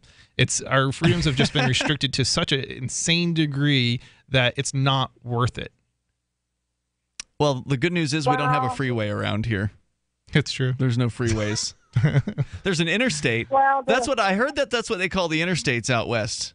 They call them freeways. Right, but the nearest interstate is a half hour away from here. That's true. Sarah, thanks for the call tonight. But here's the thing. The thing is that auto fatality has more fatalities than the flu, overdose, all the other deaths, gun shooting, domestic violence, church shooting, everything put together. So what? That's actually not true. So what? Even let's just assume it's true. So what? So are you celebrating the 36,000 people that died from the flu? If you die from the flu, will you have a smile on your face, Let her Sarah? answer the question. So what? Well, it's a big deal for me because I'm afraid of cars. You guys are. The thing is, most people are perfectly happy getting killed on the freeway. That's the problem. I don't think people are happy getting killed. People aren't happy dying, Sarah. Thanks for the call tonight. The toll-free number here, 855-450-FREE like freedom. I mean, it's certainly true that you should have a healthy awareness that cars could hurt you, right? Like, you don't want to step out in front of a hurtling, I'm not exactly going to go out of my way to get killed, but if it happens, well, it's worth it. Well, right. Worth the We price have for to travel. living in a free society. Well, we don't have a free society, but if we did, we have the ability to travel, whether this society is free or not, generally, and it's important to be able to travel for the ability to, have whatever kind of career you want to, or live the lifestyle that you want to. Like, you do a lot of traveling, Chris, for Think Penguin. Oh, yeah, absolutely. ThinkPenguin.com, which is your website where people can go and get privacy-oriented computer hardware, which, as we discovered this week, is more important now than ever with the Intel bug that came out saying that basically every Intel chipped computer in the last 2 decades is essentially vulnerable unless people get their updates, and there are updates coming out for Linux and Windows this week. They've already hit, I think, so you can download those, because I was able to update both Windows and Linux right after that news hit. Yeah, I don't know. I don't honestly know. I didn't really pay attention when I updated whether or not it was you didn't look at the details to that. Yeah, but I'm sure you're probably right. I suspected too. I didn't check either, but anyway, you go to thinkpenguin.com and you can load up on Linux-based privacy-oriented hardware from like top to bottom. It's good stuff. But you go to shows all around the country, and you are at high risk. I mean, sure, they say most accidents happen in the home, but they're talking about like slipping in the bathtub, and you probably will survive most of them. But most car accidents, they say, happen within 1.5 miles of where you. But again, that includes the you didn't stop fast enough at the stop sign and you bumped the person. Yeah. 18. I did 18 hours. The other I don't know, was it over Christmas here? Going down to North Carolina? Yeah, each direction I did 18 hours. Yeah, down to North Carolina. And you did it alone? You didn't switch off with Bob? Oh, I'm sorry. I should correct I actually wasn't the one driving. Bob was, but okay. Yeah, he drove both directions. So you did 18 hours of sitting 18 there. hours, basically, one shift. Well, I mean, we stopped for, restroom and stuff, but and food. But otherwise. I mean, basically one, And we actually witnessed like 5 cars, major 5-car accident. And you saw it happen? I saw it happen. It happened right in front of us. And I mean, everybody survived. It didn't look like there was any injuries. One car was totally destroyed, but just some hurt feelings. Yeah, and that wasn't bad considering we did 18 hours, I think. All right, so check out thinkpenguin.com for more of Chris. Check out fpp.cc for more of Darryl, and libertylobby.info for more of Darryl. We'll see you tomorrow night. freetalklive.com. If you're looking for work, the person you are applying to may be even more nervous than you are. And the way things are now, your references have never been more important. Here are 3 tips. First, know that employers are checking. Every hire is under the microscope these days. Second, they won't just be checking references you provide. Figure that all of your ex-employers will get a call and be asked, would you hire him or her again? Third, assume you will be Googled. So before you apply, remove all those party animal photos from your Facebook page. Even if you're not in the job market, effective communication skills have never been more important, with money and attention so scarce now. For more tips for job seekers and getting better results in all your day-to-day communication, hit survivalspeech.com. I'm Holland Cook. We've all heard about blockchain assets like Dogecoin, Ether, and Ripple. Bitcoin isn't the only player in the blockchain game any longer. And for those of us wondering how to get our hands on these digital assets, finally, there's a solution. Shapeshift.io allows you to buy and sell between your digital assets and Bitcoin instantly between your own digital wallets. I've used it with ease. Shapeshift.io. There's no account or email address needed. You send them the crypto you want to sell. They send back the crypto you want to buy. It's that easy. Shapeshift.io. There are lots of ways to listen to Free Talk Live. Our podcast has been around since podcasts began, and now the FTL feed is loaded with content besides our full show archives. Did you know that we make it easy for you to customize your podcast subscriptions? We have different feeds, one that includes only our full shows, one with just the Daily Digest, and one with just the Edgington Post. You decide what you listen to. It's quick and easy to customize your feeds at feeds.freetalklive.com. That's feeds.freetalklive.com. The Torchwood Report is coming up next, live after the news on the Liberty Radio Network at LRN.FM. From Keene in the Shire, the Liberty Media capital of the world, this is Darryl W. Perry, host of FPP Radio News for Friday, January 5th, 2018. Silver is trading at $17.18 per ounce. Gold is valued at $1,318 per ounce. Zencash is trading at $52, and the average price of Bitcoin is $15,998.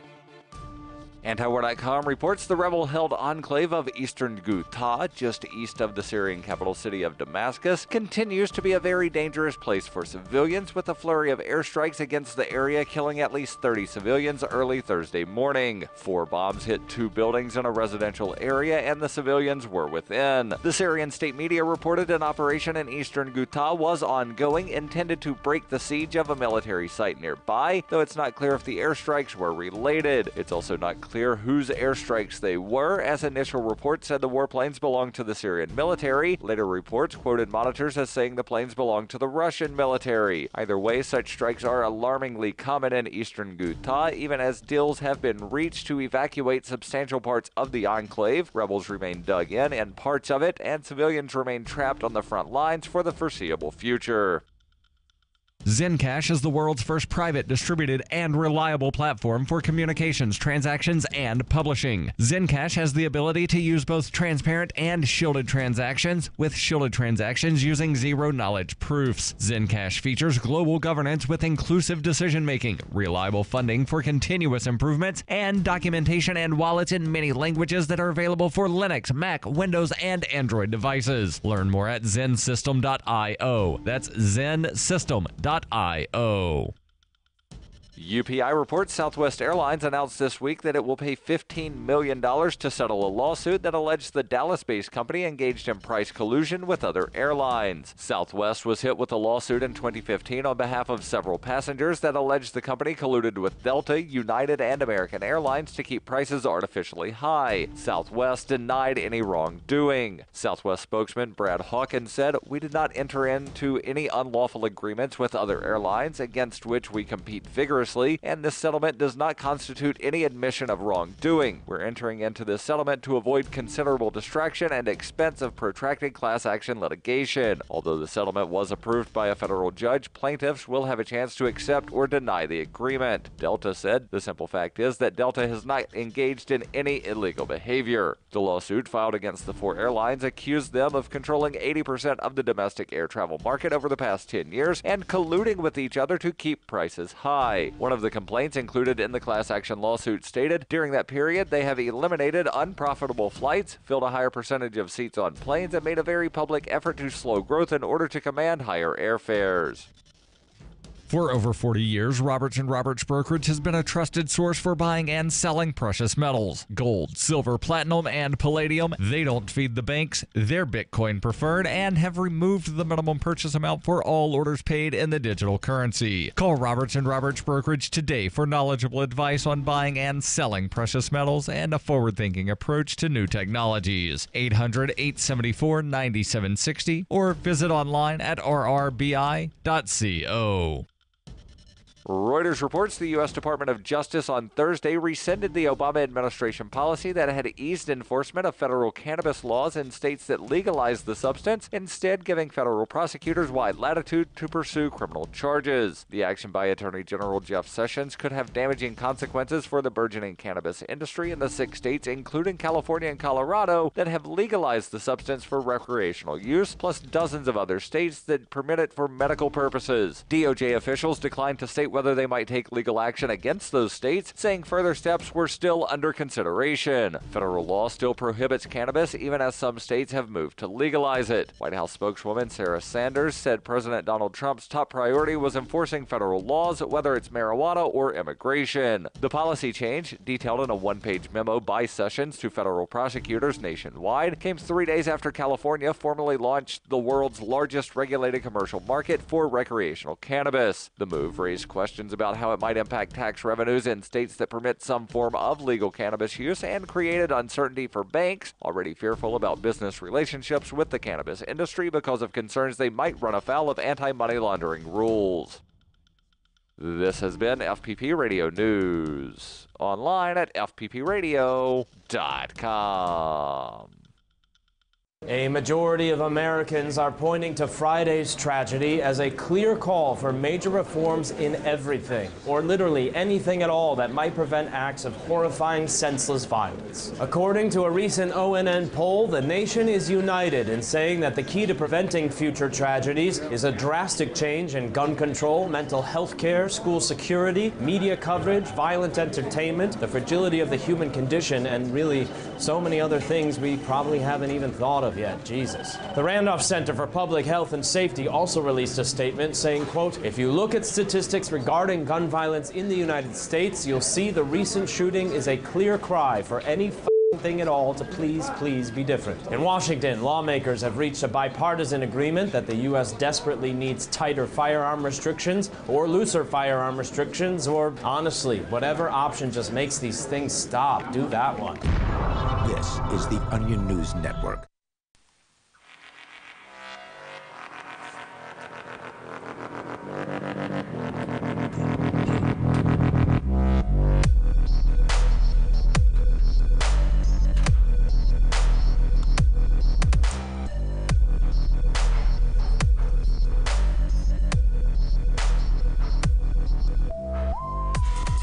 Hey everybody, and welcome to the Torchwood Report. I am Matthew Taylor, along with the one true Niz.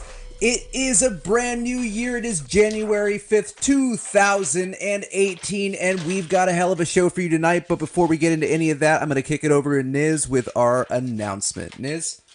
This broadcast is covered by the BIPCOT No Government License. That means that you're free to use or rebroadcast portions or segments of this show, so long as you are not an agent or advocate for government. If you fail to heed this warning, you will be socially shamed. For more information, please visit bipcot.org. That's BIPCOT.org. So what's up, Niz? It's a brand new year. I know that we were off last week. Had a little bit of a personal tragedy going on and stuff like that. So, anyways, we had ourselves the break for the new year and everything like that as well. So it's been a while since we've been on air, but you and I have definitely been collecting a lot of stuff to talk about, and I know you wanted to just jump right into something. So I'm gonna kick it over to you, and you can lead the way. So let's start the new year off with a good one. How was your Chris Mahan's Aquatica? Oh, dude, skips basically. Family hung out for a little bit, but honestly, we did everything about a day or two off from the usual, and ended up then getting surgery on my leg, and ended up having to skip things like New Year's and most of the break. Girlfriend got into a little bit of issue with herself as well. Ended up in the hospital. It was not a fun holiday season. What about you? Did you have the traditional? Yeah, I mean, it was normal, man. It was it's a normal Christmas. Got together with the family and all that kind of stuff, and was smooth sailing, man. I didn't have any kind of, no real big catastrophes or dramas or anything like that, so it was good. Yeah, it's just. It's nice that some people, had like the cookie cutter, good experience that like you're supposed to have. Luckily with us, everybody that really could have been negatively affected by not doing everything properly is too young not to really remember. So, we'll score that as a win. Yeah, I'm going to score that as a win. It's probably good that, like my son doesn't remember not really like being able to be held by his dad because, had leg surgery, couldn't do much. So, yeah, it was a good ability to skip some of that. Yeah, at least in memory stake. I feel bad. So I'm like, yeah, my Christmas was great. Yeah. How was yours? I didn't ask you this off air. Oh, thanks, crap. jerk. That's right. But anyway. Yeah. So sorry to Debbie Downer right into the beginning of the show, but I know, really, I was expecting. Oh, that's good. No. Yeah. No. Anyways. I got it all. So anyhow, I mean, obviously we have some stuff here to talk about tonight, but I, as usual, want to kick it off with some quickies and just get some goofy things out of the way that we saw. And there were a lot, so it was really hard to narrow it down to just two. But Matt, did you see this tweet from his teacher? Bunch of first graders. No, I didn't. Down responses to a riddle. I guess that's something that a teacher does for them. They puts a riddle on the chalkboard. Okay.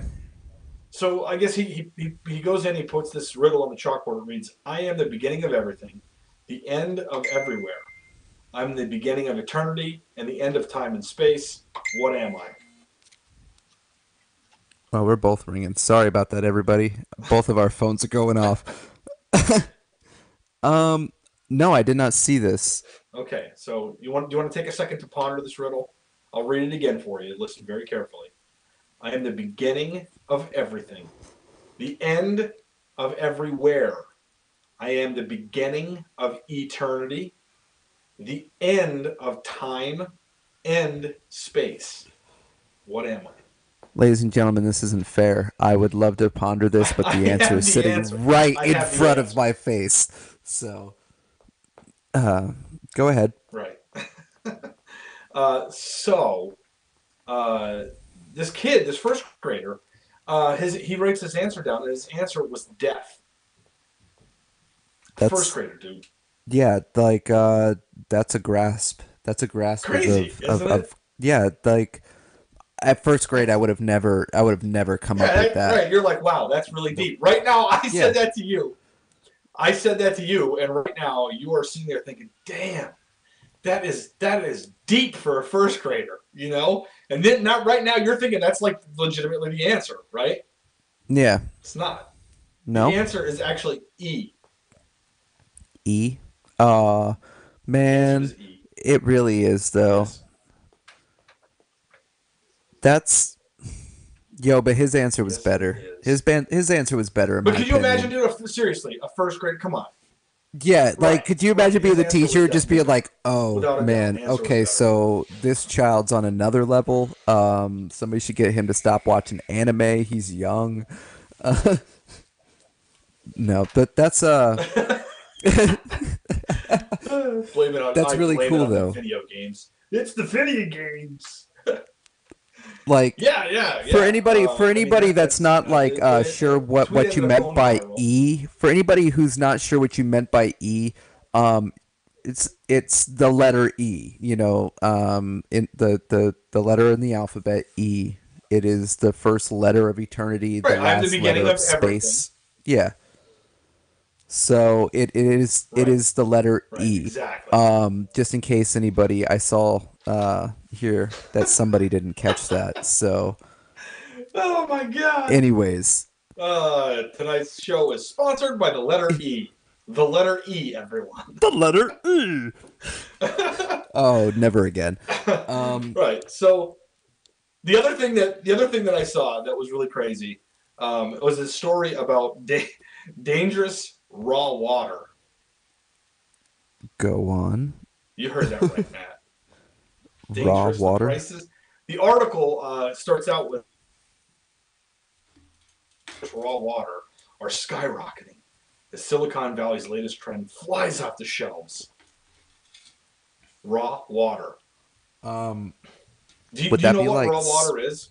I would assume that's just like river water or water from the ocean or water from any standing body of water found any frickin' where. No, it's in specific. It's unfiltered, untreated, unsterilized spring water.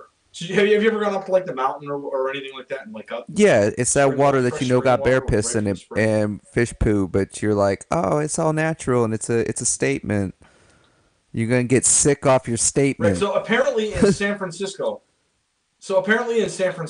the new trend now is drinking raw water. And one store that's selling raw water in New York had a price increase, had to increase the price of a 2.5 gallon jug of raw water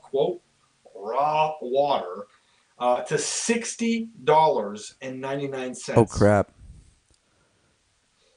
Wow. Okay, so the inflation on that's pretty freaking ridiculous. Of course, people are paying it, dude. Do you realize that there are people in China? Gallons. Do you realize there are people in China that are paying Canadians to China, jar I'm up talking about- air? Yeah, It's but not do you China, realize that though. this? I'm Yeah, talking but about, I'm talking about New York and San Francisco. Yeah, These but are what I'm yuppies saying- with like $600 sunglasses. yeah, but what I'm saying is the same damn thing, man. People are gonna pay stupid amount of money for stupid things. Like you've got the Chinese that are paying, $100 for a jar of air just to have, just to open that up and breathe that inside their Tony house. Danza's So breath. right. So I mean, you got to understand this is something that doesn't